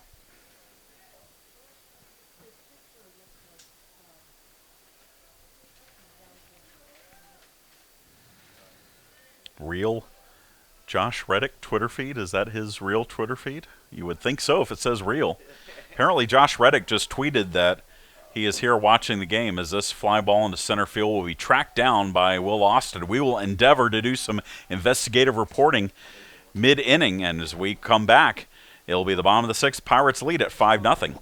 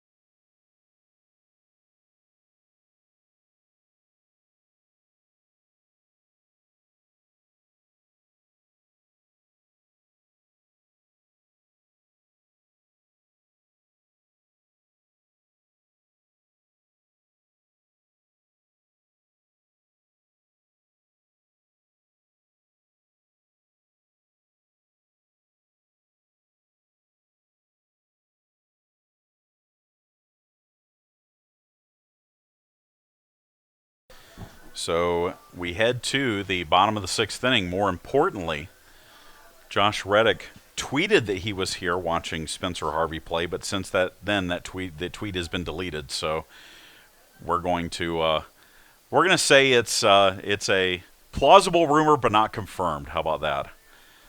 As the first pitch to Cody Sherlin is a strike. Sherlin 1 for 2 with a single, a walk, and a strikeout. 0-1 pitch by Watts, again a strike, and Watts has been dealing since coming in relief of Collins. He has thrown 1 2/3 innings and has struck out 4 Pirate batters. You can see why he was an all-region relief pitcher for Tusculum last season. The 0-2 delivery to Sherlin, hit to short. Tolentino up with it. Quick throw to first. It's in time, and there's one away. We know you're here. Now batting, number 17, J.T. Phillips. So that'll bring up J.T. Phillips. Phillips 1 for 2 with a single, a walk, and a ground out.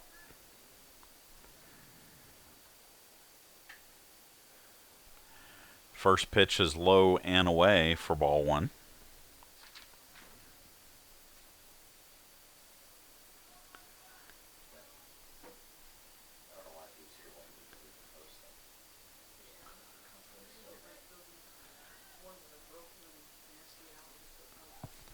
One 0 pitch, a little tapper down the third base line. That's going to roll foul, though, and settle midway between home plate and third base. So the count is 1-1. Phillips 1 for 2 with another run scored. Phillips has scored 9 runs now in 5 games for the Pirates.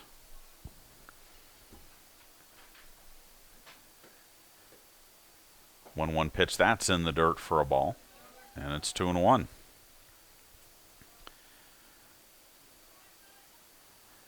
Phillips out of Columbus started the Peach Belt Tournament Championship game for the Pirates last year. Of course, Georgia College won that contest 9-6 over the Pirates. But has really started out almost looking like a completely different pitcher in 2016, as that is called strike 3, and Phillips out on strikes. Watts picks up his 5th strikeout, and it brings up Jared Curry.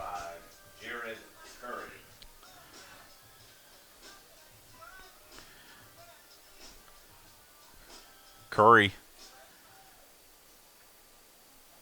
drove in a run with a fielder's choice. That was against Watts,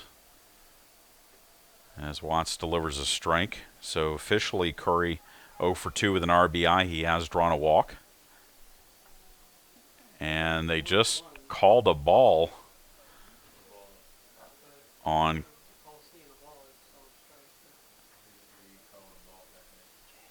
the pitcher, so the count is now 1-1. Next pitch right down the middle, and it's 1-2.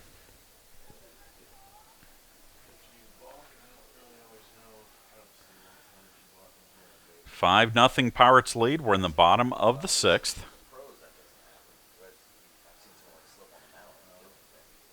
Swinging a foul ball out of play. The Pirates scored at least 1 run in the first 4 innings of this ball game. 1 in the first, 1 in the second, 2 in the third, 1 in the fourth.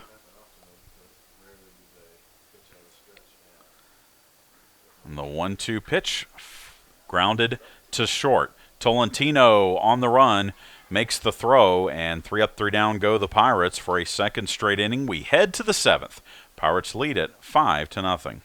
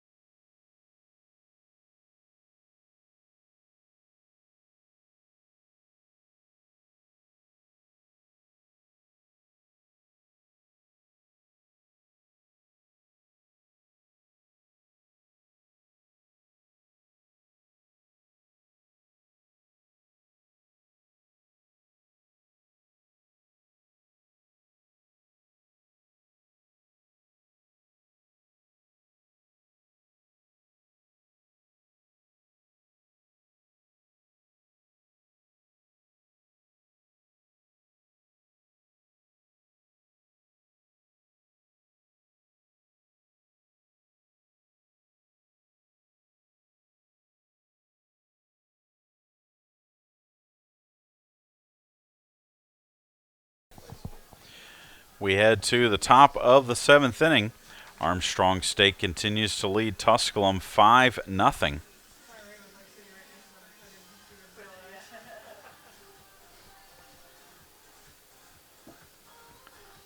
Jamie Thagard comes out for the 7th. He's thrown 6 innings of 4-hit shutout ball, struck out 2. And he faces the 5, 6, 7 hitters in the order.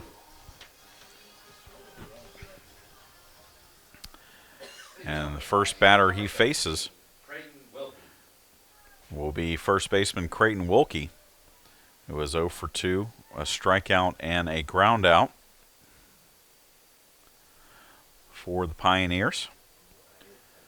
6'3" senior out of Lincoln, Nebraska. Had 2 hits yesterday in Game 2 against the Pirates. Swings and fouls off the first pitch here for strike 1.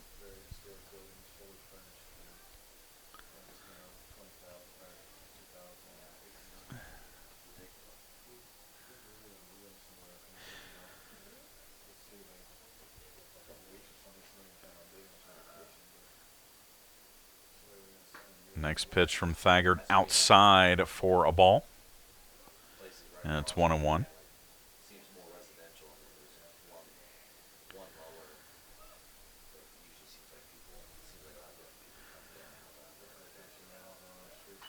Little check swing pop up. That's going to get foul out of play for strike 2.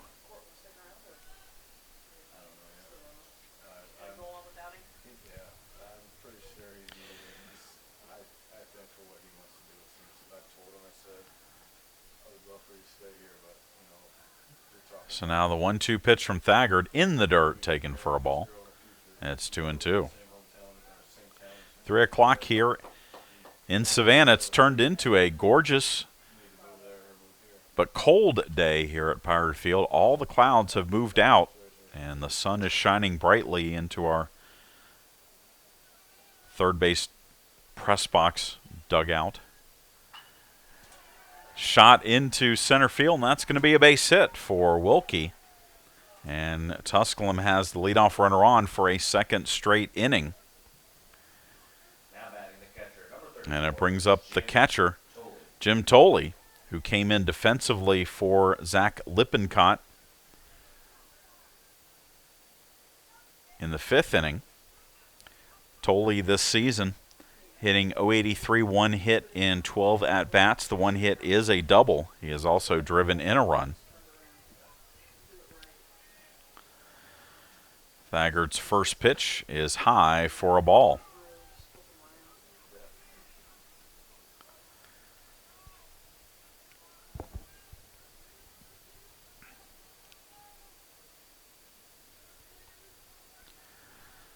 Wilkie leads away from first. And the 1-0 pitch outside, ball 2.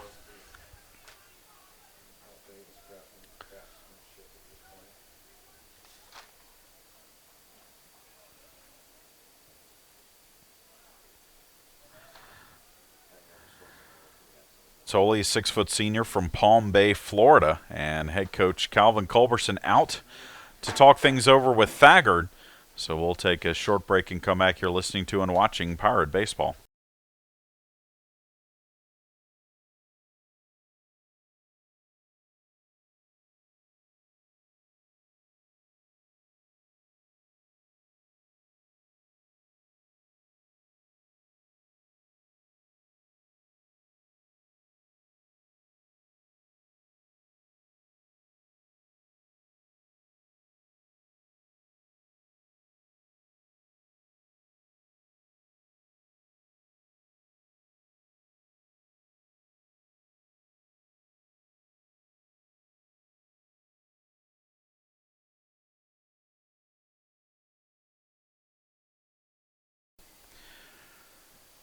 Sophomore Sid Royal, who did pitch yesterday in the doubleheader against Tusculum.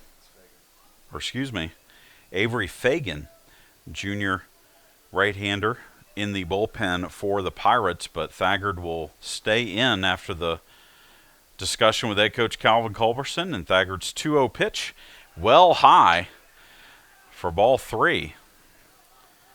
And Tusculum, sensing that momentum has switched in this game, and it started when Devin Watts came in with the bases loaded, nobody out.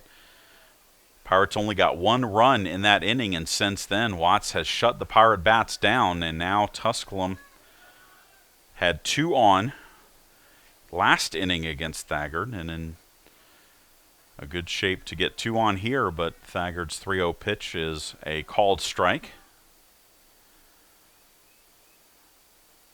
And the 3-1 delivery, high, ball 4.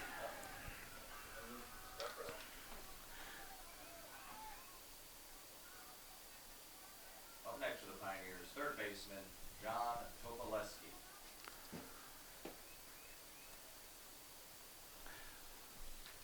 And that brings up the third baseman, John Topoleski. And he is 1 for 2 today with a single in his last at-bat.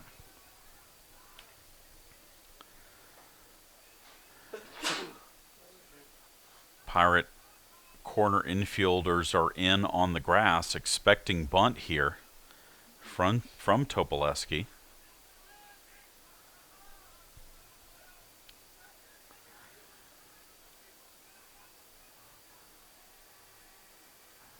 Thagard's first pitch hits him. And so now the bases are loaded with nobody out for the second baseman, Zach Fincham.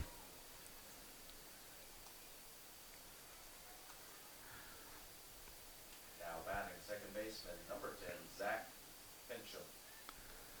Jared Curry heads out to the mound, and that will be it for Jamie Thagard as head coach Calvin Culberson emerges from the dugout. We will have a pitching change here at Pirate Field. We'll tell you about it when we come back. You're listening to and watching Pirate Baseball.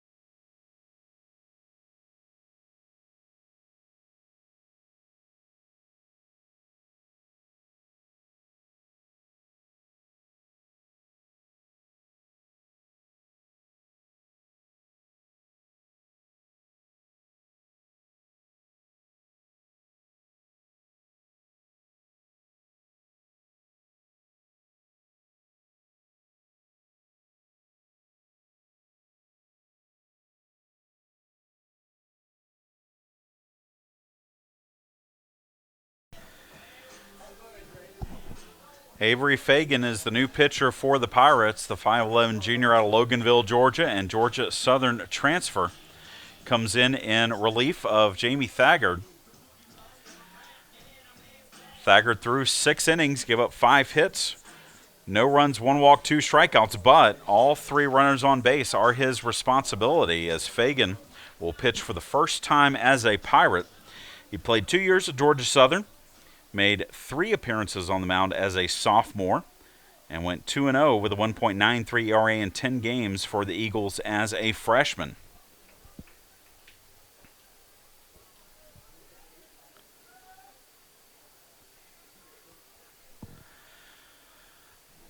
So Fagan will face the second baseman, Zach Fincham. And the first pitch is a strike. to Fincham, who has popped out to second and flied out to left in his 2 at-bats today. The 0-1 pitch swung on and lifted into left field, drifting back, and that is up against the fence for extra bases. 2-run score on the double, and it's now 5-2. Thank the wind for that.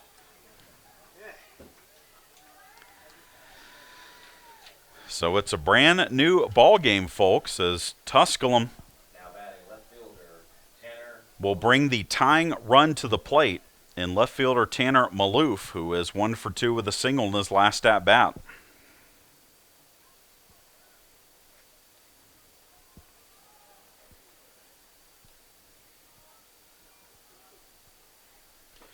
First pitch from Fagan is outside for a ball.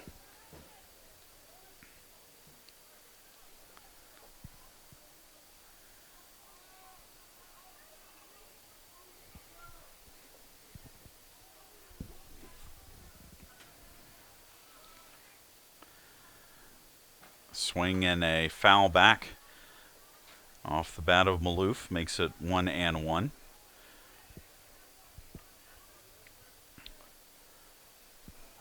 Nobody out here in the top of the 7th.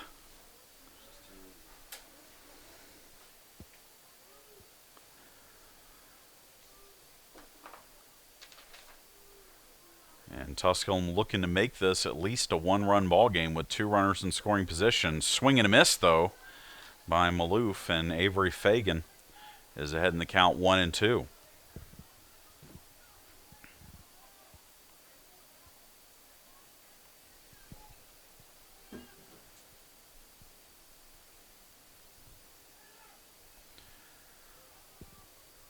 One ball, 2 strikes. The pitch high and outside for ball 2.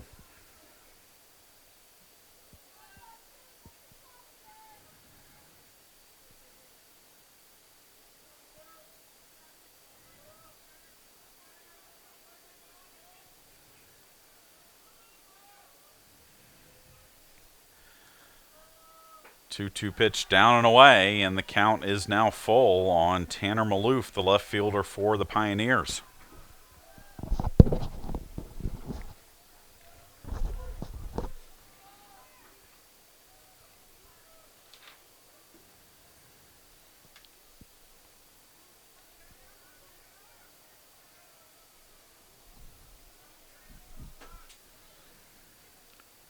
Three-two pitch swung on and missed, strike 3. We'll have to throw down to first, and dropping the ball at first base is Ryan Lawless. So the bases are loaded after the strikeout by Fagan. Up next for the Pioneers, number 8, Giovanni Tolentino. And so now the bases are loaded again with nobody out for Tolentino, the shortstop.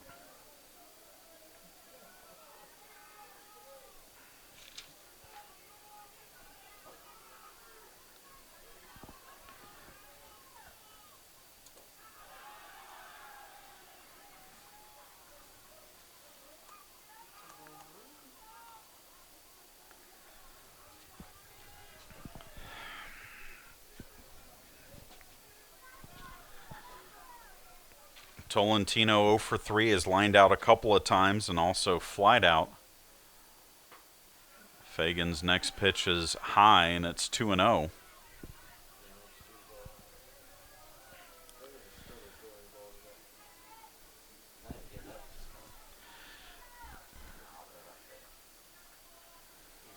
(5-2) Pirates lead, but all the momentum squarely in favor of the Pioneers here with the bases full, nobody out. The 0-2 pitch, or 2-0 pitch outside, and Fagan in danger of walking in a run here.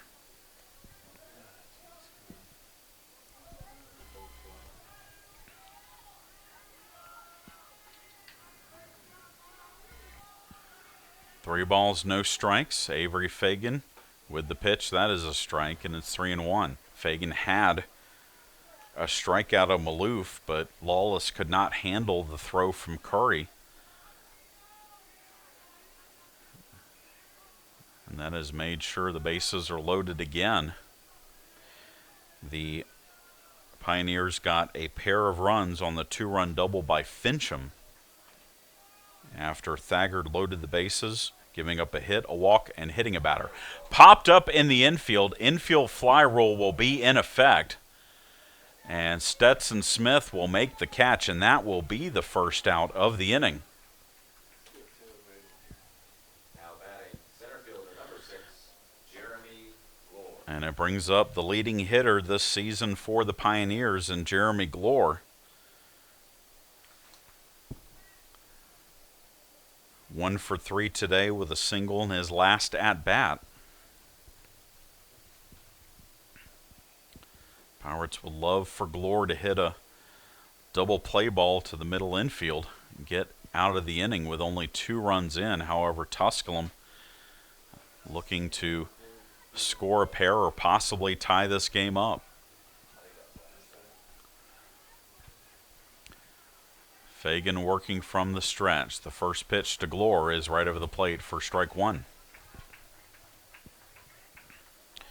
5 runs, 5 hits, 1 error for the Pirates. 2 runs, 6 hits, 1 error for Tusculum. The 0-1 delivery from Fagan.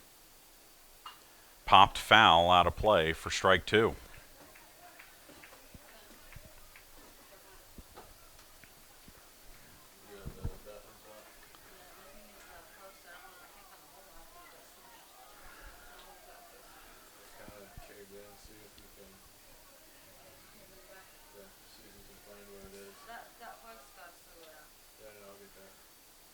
No balls, 2 strikes. The pitch from Fagan into left field.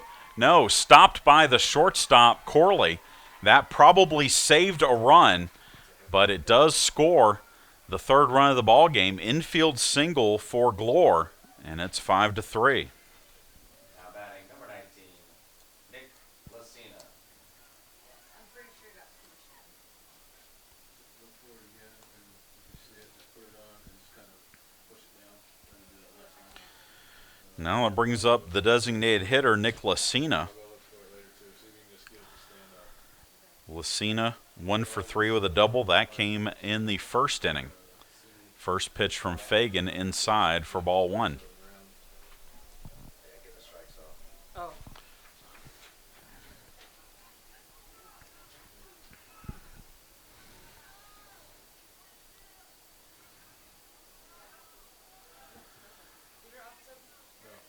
The 1-0 delivery swung on and missed, and it's 1-1.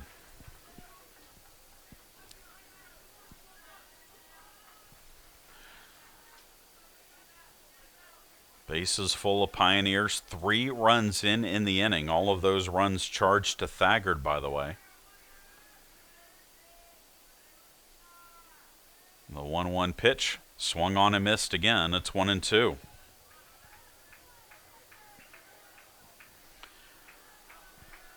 So Thagard goes 6+ innings, gives up 6 hits, 3 runs, no walks, 2 strikeouts.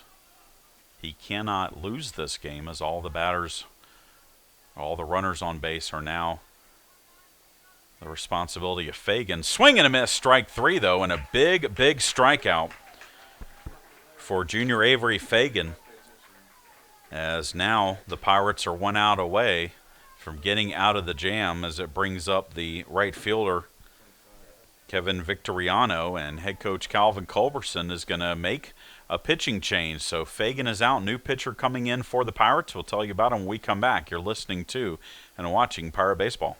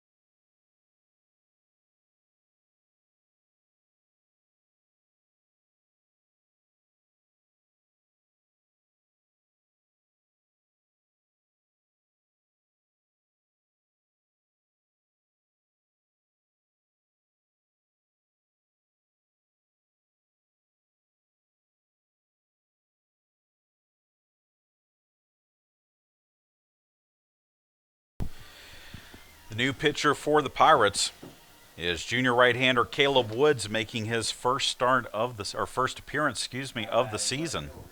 Kevin Victoriano. And he comes in with the bases full of Pioneers, but 2 down in the inning, and he faces the right fielder Kevin Victoriano, who is 0 for 3 with a couple of flyouts and a groundout. Woods last year for the Pirates, 19 appearances, 3-0 with a 3.65 ERA and 1 save.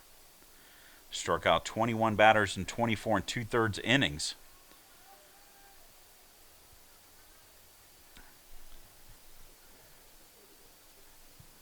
And he faces Victoriano with 3 runs in, 3 runners on base in a 5-3 ball game.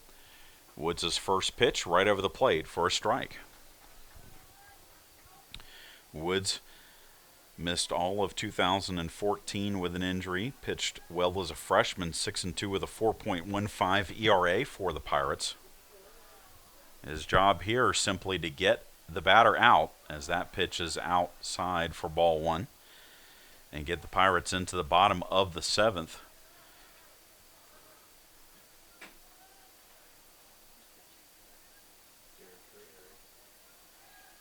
Five-3 Pirates lead. Woods with the pitch. That's right over the plate for a strike, and it's 1-2.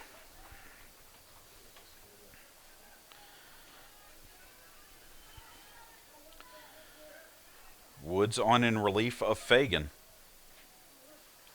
who came in a tough spot. Fagan came in with the bases loaded, nobody out. Swinging a line drive in left field, and this is going to tie this game up. 2-run single makes it 5-5. That's just one hit though, right? Yeah. Alright. Here's you out.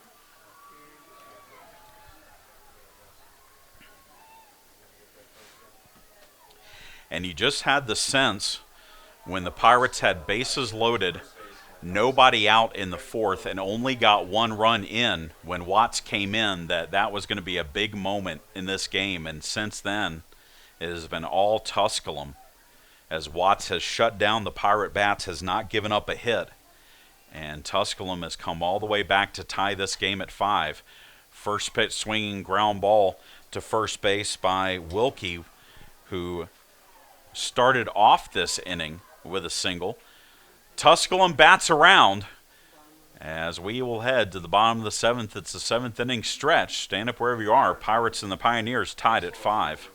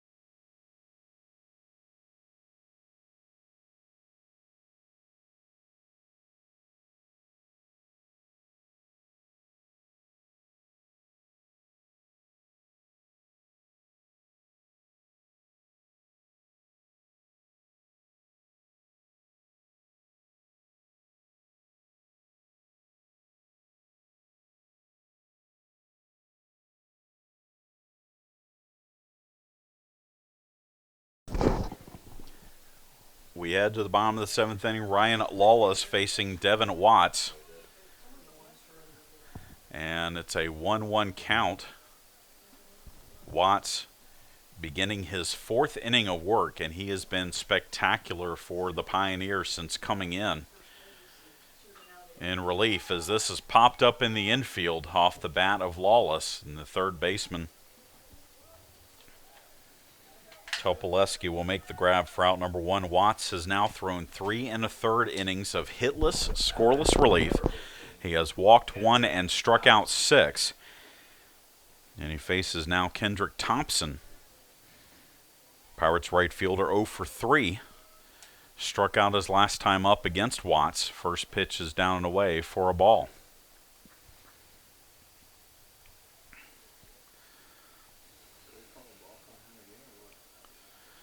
The 1-0 delivery. Down low for ball 2.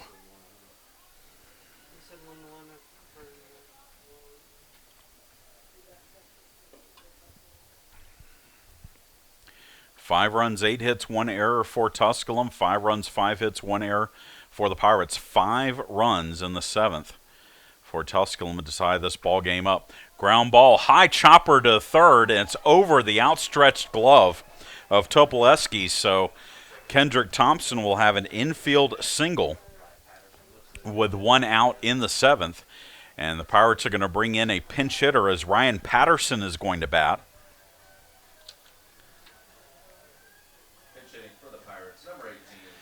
And so Patterson will bat for Harvey.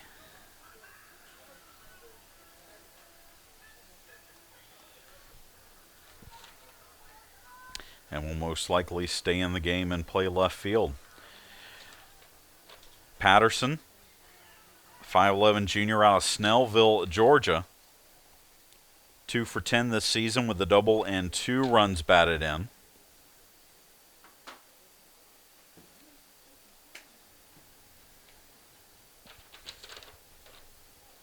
Replaces Harvey, who went 0 for 3.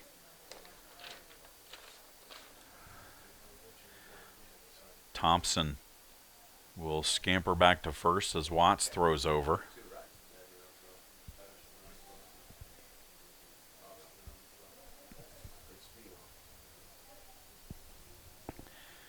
And now Watts' first pitch to Patterson, low for ball 1. As a closer last year for Tusculum, you wonder, especially early in the season, how long Watts can go. There's still obviously a long time to go in this game. We're in the bottom of the 7th as Patterson fouls that one off. There are a bunch of bodies down in the bullpen for Tusculum, none of them, though, in the act of warming up or throwing. Another throw over to first. Thompson back to the bag. And Watts, as dominant as he has been through 3 1/3, you wonder if he has the makeup to go the rest of this game so early in the season. 2-1 count now on Patterson, the junior from Snellville.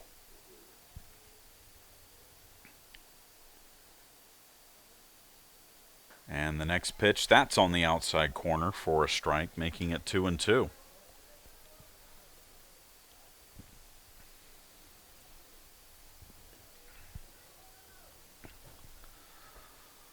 Two balls, 2 strikes. 1 down. We're in the bottom of the 7th, all tied at 5. And that is outside, and the count runs full on Patterson.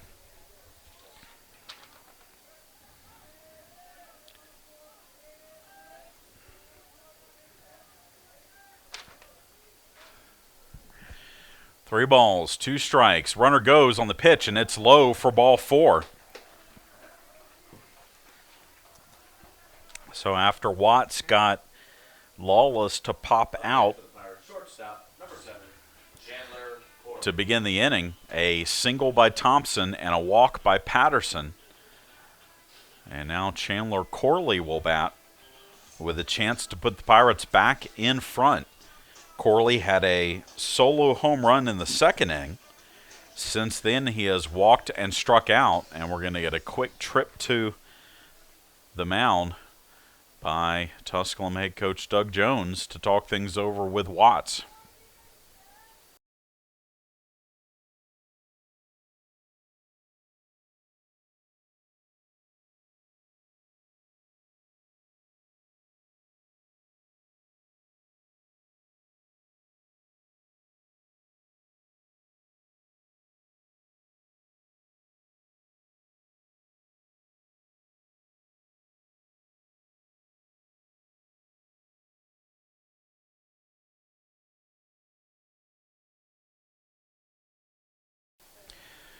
meeting on the mound is done. And now Watts will go to work against Corley, the sophomore shortstop out of Martinez, Georgia. Had his second career home run for the Pirates in the second inning. First pitch from Watts right over the plate for a strike, and it's 0-1. Kendrick Thompson on at second. Ryan Patterson on at first.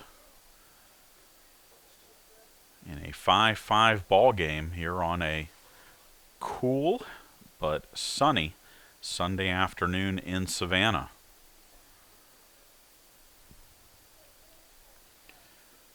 Pirates 1 run in the first inning, 1 in the second, 2 in the third, 1 in the fourth, but 5 for Tusculum in the seventh as that pitch is down and away for ball 1.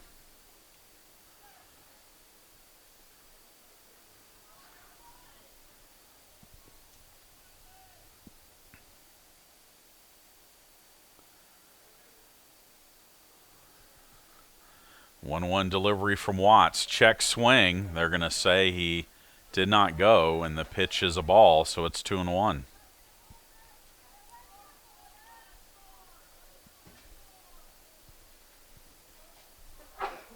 And now the catcher, Tolley, wants to chat things over with Watts.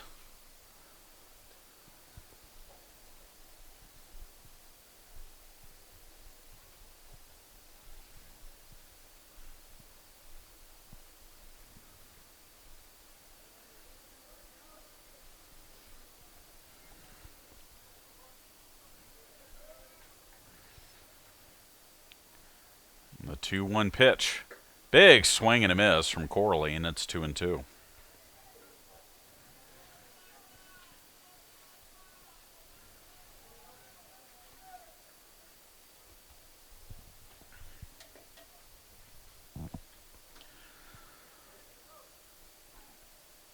Two pitch from Watts. That is down in the dirt. And Watts now runs the count full. He did so on Patterson before losing him on ball 4.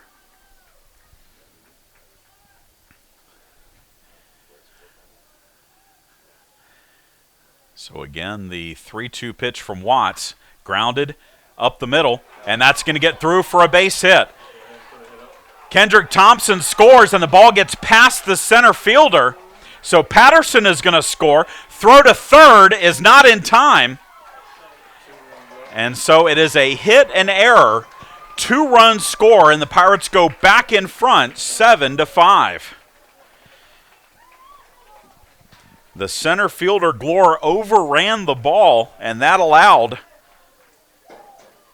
Patterson to score. And Corley, digging hard, made it to third, beat the throw. And now the Pirates have a runner at third, less than 2 out for Stetson Smith.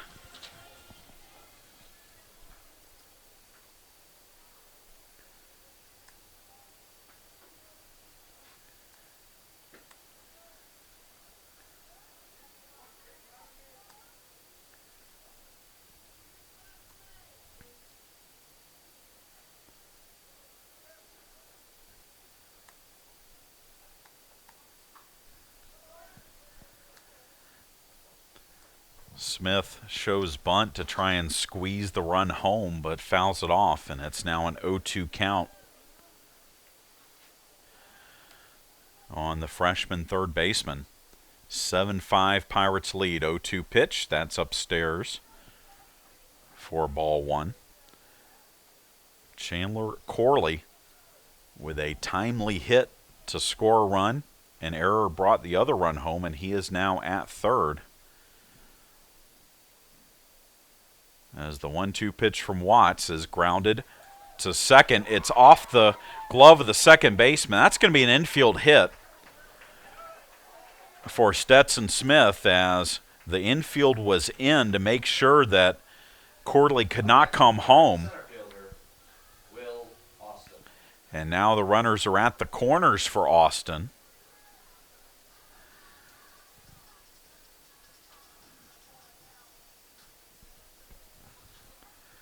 Austin 1 for 3 with a single, struck out against Watts his last time up.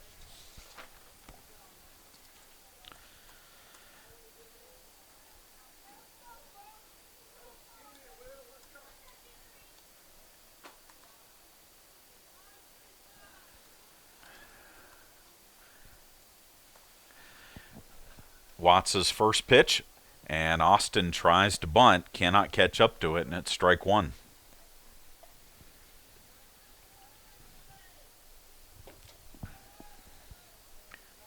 Infield at double play depth. Topoleski even with the bag at third.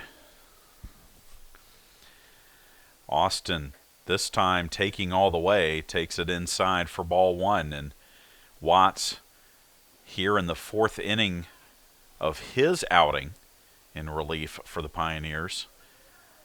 Not the same pitcher he was in the first three, but still good enough to get ahead in the count on Austin 1 and 2. There is one out, runners at the corners, 2 runs in for the Pirates to retake the lead at 7-5.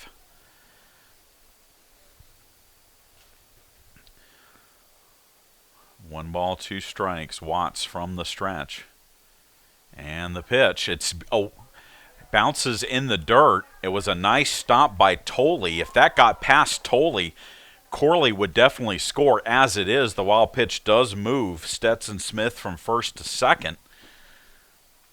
So now the infield will have to come in again. The 2-2 pitch to Austin, grounded to third. Topoleski looks the runner back and then throws on to first for the second out of the inning.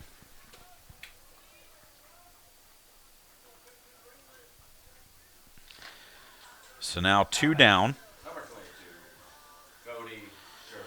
for Cody Sherlin, who is 1 for 3 with a single.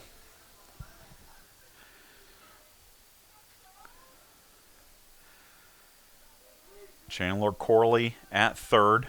Stetson Smith at second. Watts' first pitch is right over the plate for a strike.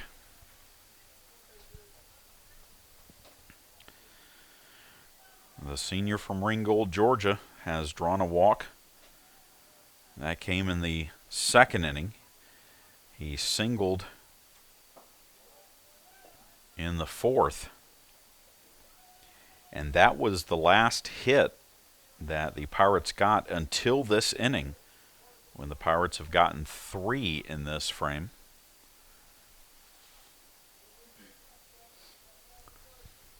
One ball, 1 strike. Watts with the delivery, and it's a ground ball to short. Tolentino charges hard, throws on to first, and that will retire the side. But the Pirates get 2 runs on the single by Corley, and we head to the 8th. Pirates leading at 7-5.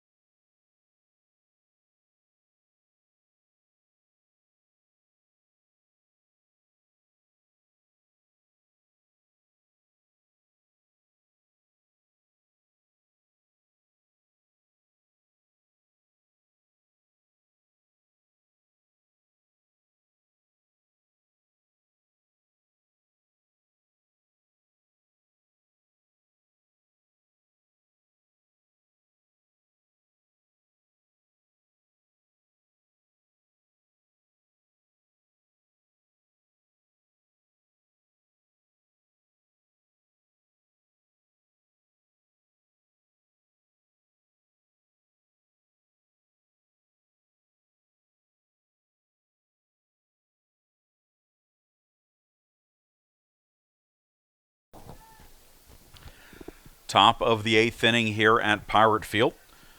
Armstrong State leads Tusculum 7-5. Caleb Woods begins his second inning of work, and he faces the catcher Jim Tolley.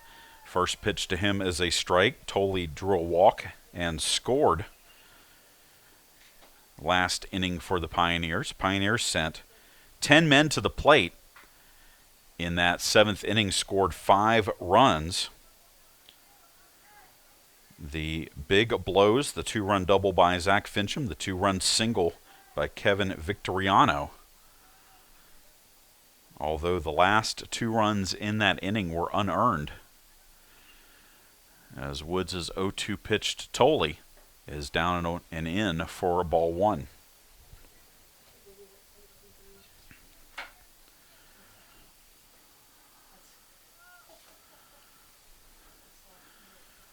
One ball, 2 strikes. Woods from the stretch and the pitch. Inside, ball 2. There is activity in the Tusculum bullpen.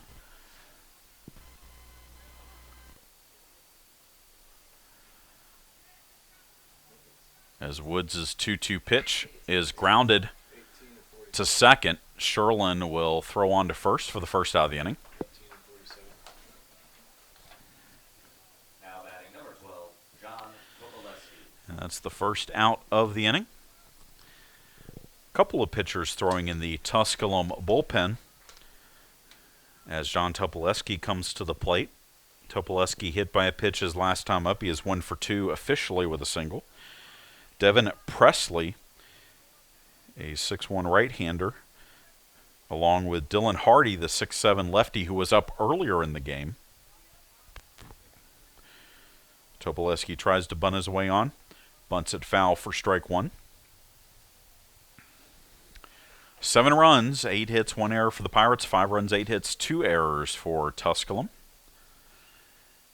Again, here in the top of the 8th, trying to figure out who will win this series. The teams split meetings yesterday,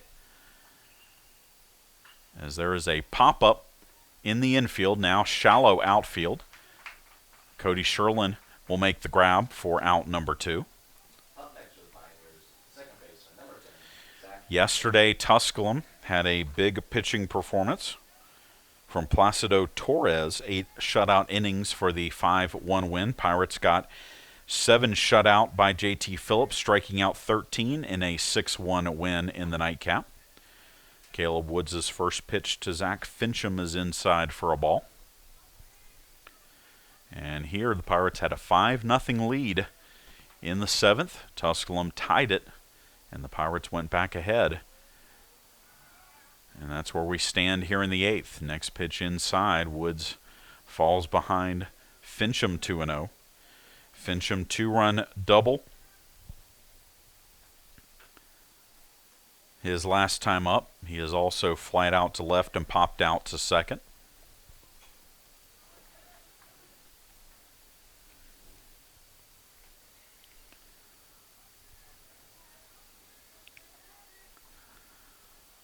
Two balls, 1 strike, the count. The pitch from Woods is down low, and it's 3-1.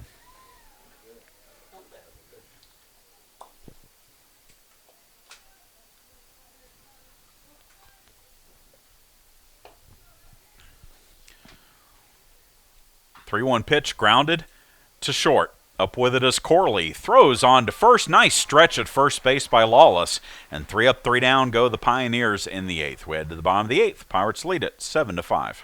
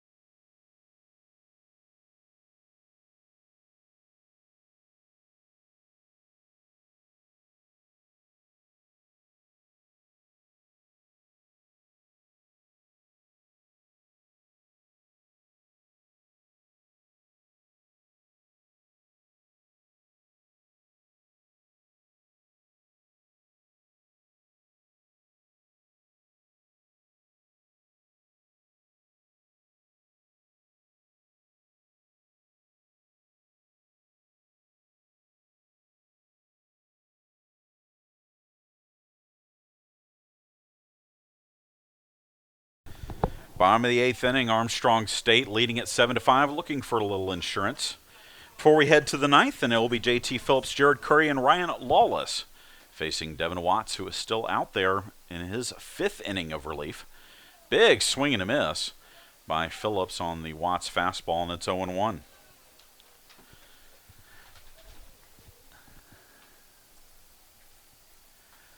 Watts has thrown 4 innings, given up 3 hits, 2 runs, 1 earned. He's walked 2, struck out 6 since coming in relief.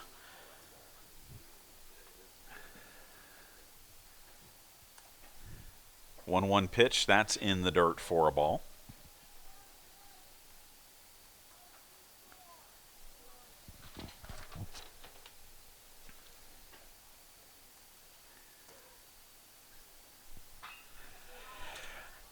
Drive into left center field, and this is going to be up against the fence. J.T. Phillips is going to pull up into second base with a leadoff double here in the 8th inning.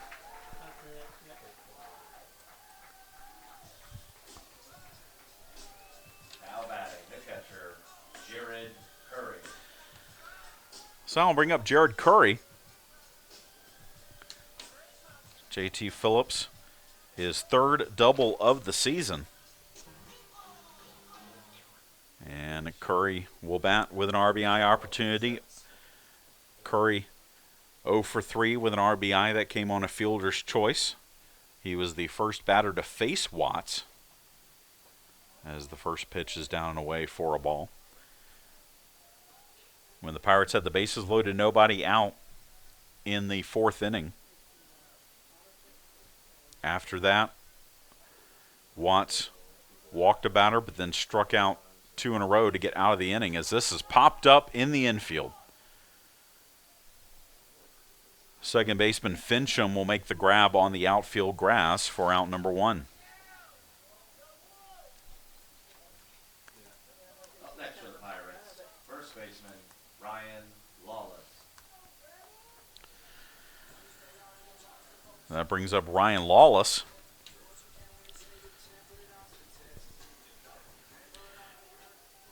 Lawless 1 for 3, a 2-run home run back in the 3rd inning. He also reached on an error, walked, and popped out. First pitch to him from Watts is outside for a ball.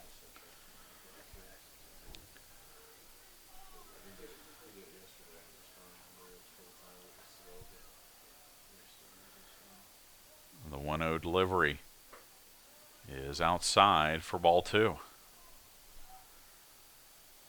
Pirates lead it by 2, but have a runner on second in the form of J.T. Phillips, who continues his hot hitting start to the year. 2 hits today for the senior from Columbus. Pitch outside, and it's now 3-0 to Lawless.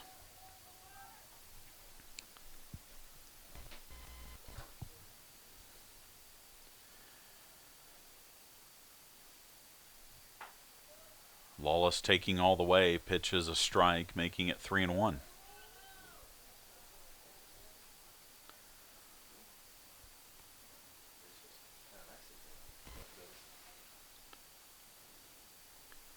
And the 3-1 pitch is outside for ball 4.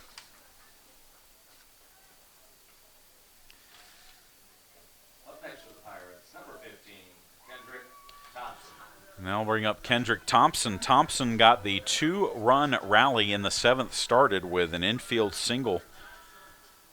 High chopper that was deep in the hole at short. Thompson then later scored on the RBI single by Chandler Corley. That snapped the 5-5 tie. First pitch from Watts is a strike, and it's 0-1.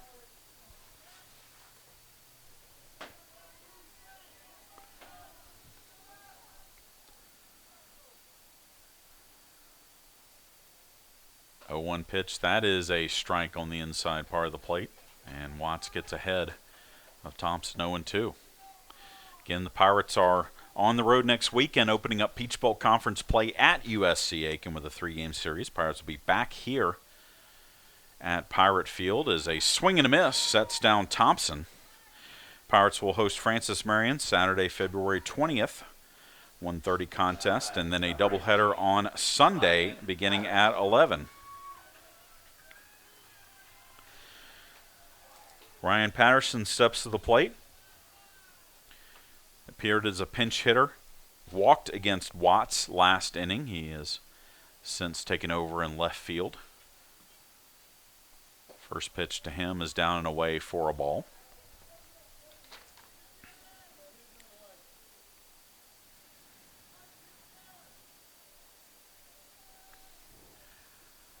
JT Phillips on at second. Ryan Lawless on at first, as this one is tapped foul off the bat of Patterson to make the count 1-1.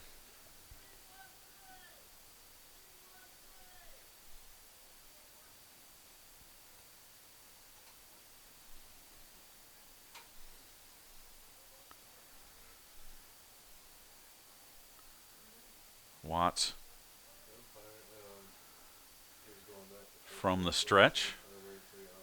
The 1-1 pitch, big swing and a miss. Snap throw down to first, or bluff throw down to first, but Lawless able to get back to the bag.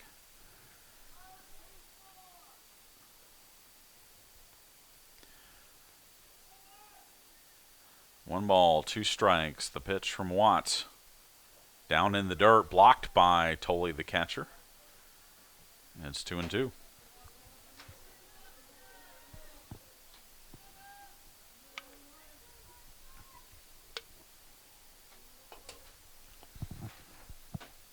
And the 2-2 pitch bounces in the dirt, and this will allow Phillips to advance to third. It was blocked by Tolley, but by the time he got the ball and looked down at third, Phillips was gracefully sliding into third. So the wild pitch puts runners at the corners, and a full count on Patterson. Lawless will get a head start from first, as it's a 3-2 count, 2 down here in the bottom of the 8th.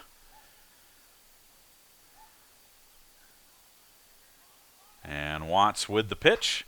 Grounded to third. Topoleski will throw over to first, and it gets away from the first baseman.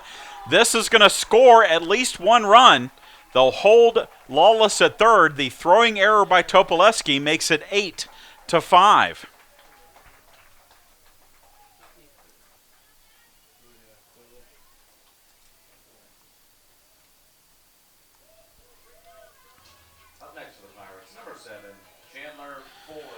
Well, the first run of the ball game was scored on a throwing error by the Pioneers. The latest run to score for the Pirates comes the same way, and now Chandler Corley will bat with runners at second and third, 2 down, 1 run in the inning, and the first pitch swinging is Corley. He gets a little piece of it, but it's in the catcher's mitt for strike 1. Corley had the go-ahead RBI single in the 7th. Foul tips this one again into the glove of Tolley for strike 2. But the Pirates have plated 3 since Tusculum tied it with 5 in the top of the 7th.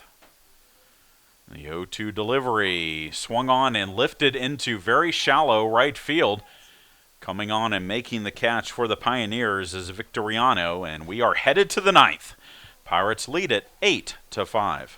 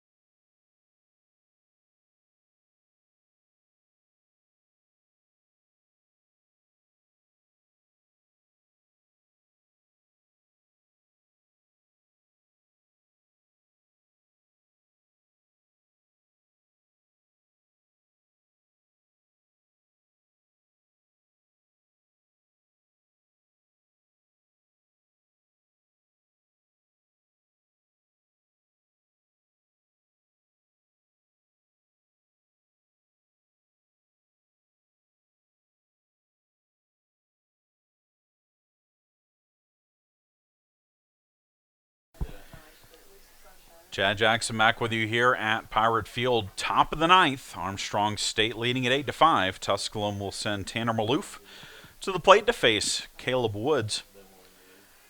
Woods beginning his third inning of work. He got one out in the seventh, worked a scoreless eighth, and now faces Maloof in the ninth. First pitch to him is a strike. Maloof 1 for 3, excuse me. Had a single and also reached on an error after striking out in the seventh, as that pitch is outside for a ball. Maloof would then later score on the 2-run single by Victoriano, which at that point tied the game up at 5-all.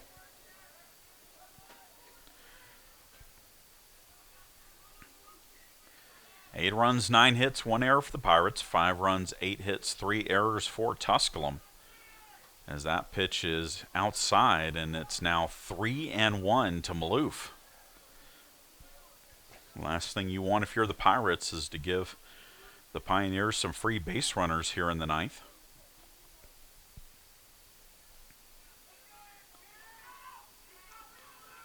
And the 3-1 pitch, high, ball 4.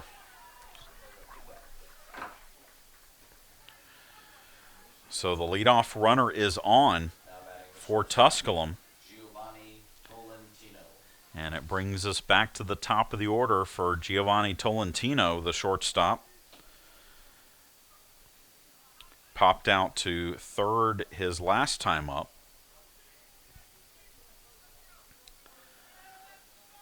Woods' first pitch to him is low for ball 1.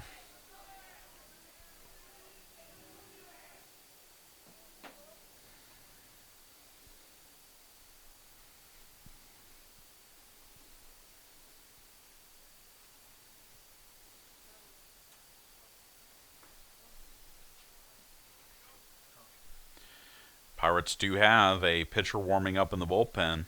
It is senior left-hander Corey Crunk getting loose for the Pirates. A couple of left-handers due up in this inning for the Pioneers. So head coach Calvin Culverson most likely going for the lefty-lefty matchup when we get to those spots. Woods' next pitch, it hits him.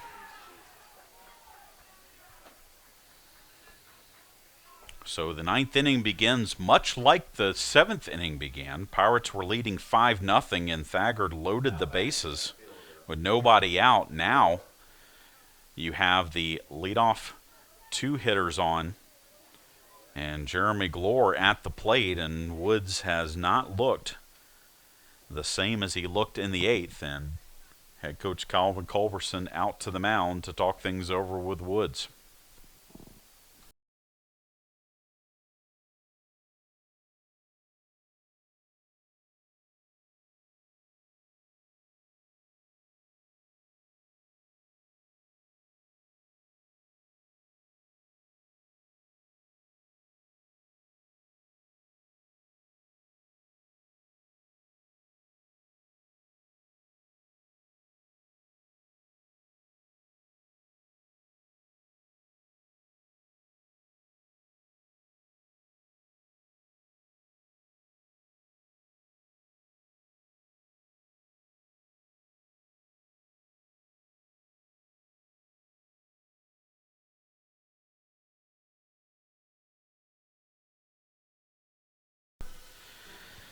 So after a few words of encouragement from head coach Calvin Culverson, Caleb Woods will now go to work on Jeremy Glore, the center fielder for Tusculum. 2 for 4 with an RBI single in his last at-bat. Glore is the only Tusculum hitter in the order with multiple hits in this game. 2 runners on, nobody out. We're in the top of the ninth. Pirates leading at 8-5. 0-1 pitch from Woods. Down low for ball 1.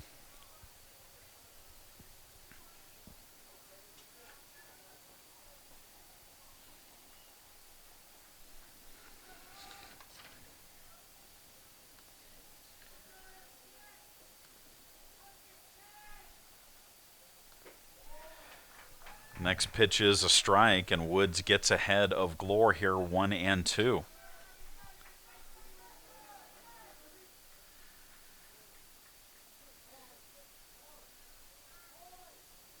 Woods, 4 saves as a freshman, had 1 last year, as that pitch is in the dirt for a ball.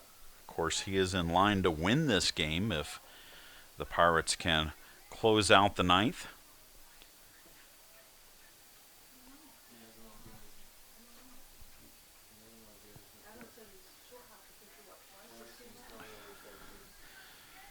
Two balls, 2 strikes. The pitch from Woods to Glore. Popped foul, out of play.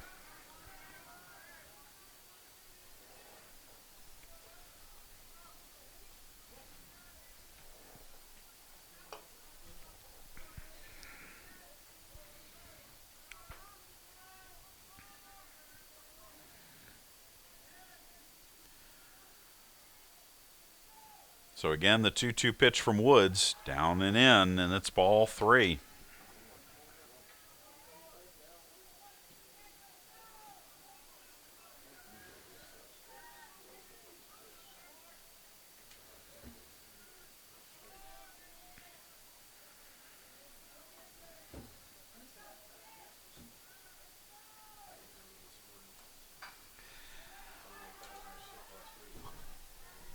Three-two pitch fouled off down the left side by Glore.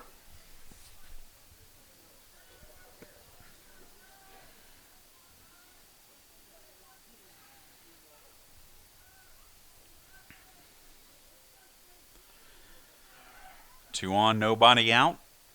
Top of the 9th. Woods with the full count pitch to Glore. And again, that's fouled off.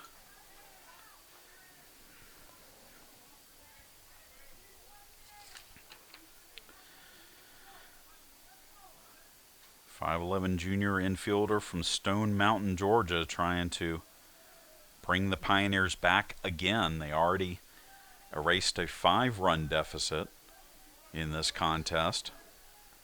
The 3-2 pitch, again, grounded up the middle. That is a base hit. 1 run will score.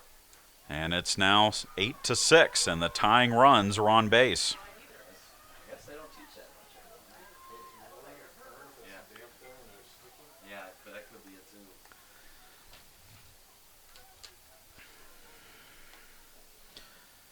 So 3 hits in the game for Glore, and Tusculum in perfect position to tie this game up for a second time in this game, as the trainer has been called out to talk to or look at Tolentino. Tolentino slid hard into third, and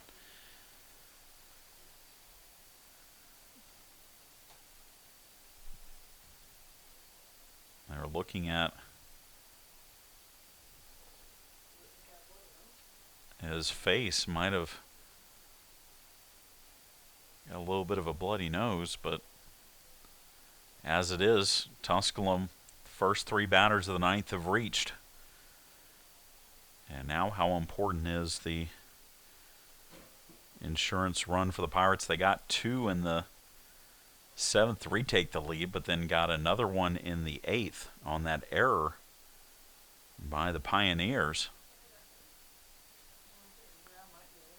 Right now, that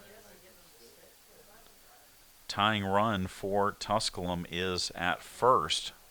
Again, still nobody out here as they continue to work on Tolentino at third. We'll step away and come back. You're listening to and watching Pirate Baseball.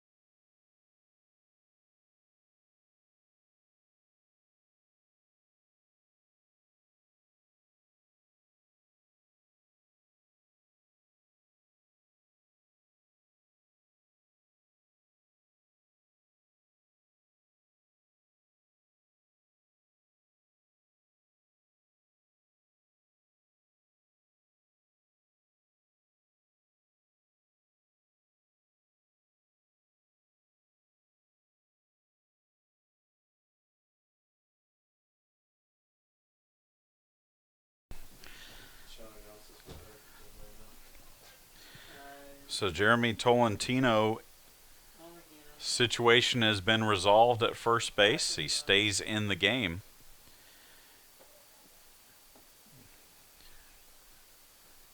And Caleb Woods will now face the designated hitter, Nick Lucina.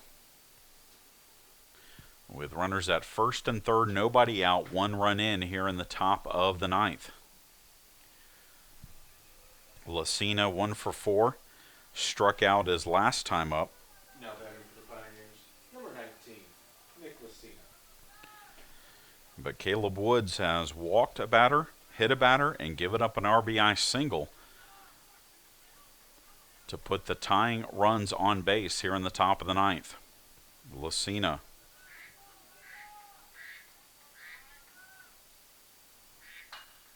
hits this one into left field, drifting back, making the catch is Patterson. It's plenty deep to score the run, and also plenty deep to allow the runner from first, I hit run, didn't I? Yeah, that's one. Glore, to tag up and go to second.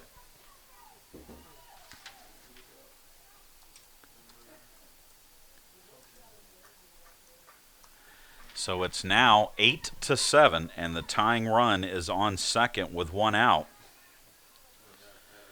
for Victoriano, the right fielder. Now batting, number 29, Kevin Victoriano. Victoriano 1 for 4 with a 2-run single his last time up. It was his 2-run single against Woods that tied this game up at 5.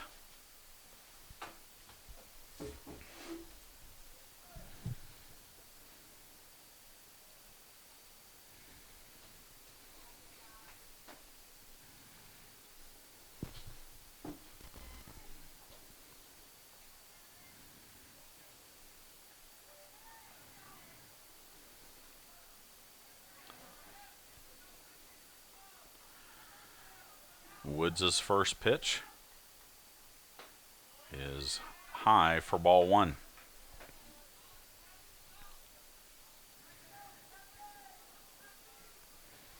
Well, I can only hope that the Super Bowl tonight is as close as this game has been, as that pitch is a strike from Woods, and it's 1-1.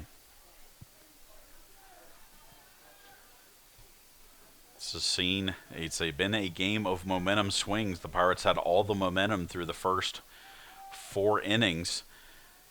Tusculum took it back in the middle innings, tying this game at 5 as that pitch is letter high for a strike. Pirates then took it right back in the bottom of the 7th and 8th to build an 8-5 lead, but Tusculum on the verge, possibly, of tying it again with the runner at second and 1 out. 1-2 pitch from Woods. Hit to second. Sherlin will throw to first. It's in time. It does move the runner from second to third, so the tying run is 90 feet away, but there's 2 out in the inning after the ground out to second. Number 17, Creighton Wilkie. And it brings up Creighton Wilkie, the first baseman who grounded out to first unassisted his last time up. He is 1 for 4 in this game with a single. Pretty easy here. A hit from Wilkie ties it. Any out wins it for the Pirates. Woods with the first pitch, grounded to second. Sherlin will throw to first, and the Pirates will take game 3 of this series, 8-7. It was a fantastic game from both sides on this Super Bowl Sunday. We hope you enjoyed it. Caleb Woods is your winner. He improves to 1-0 on the season. Devin Watts takes the loss. He is 0-1, and we will talk to you on Wednesday from Alumni Arena for Armstrong State basketball against Francis Marion. Pirates will play the women's game at 5:30, the men's game at 7:30. Chad Jackson saying good afternoon from Savannah as the Pirates defeat the Pioneers 8-7.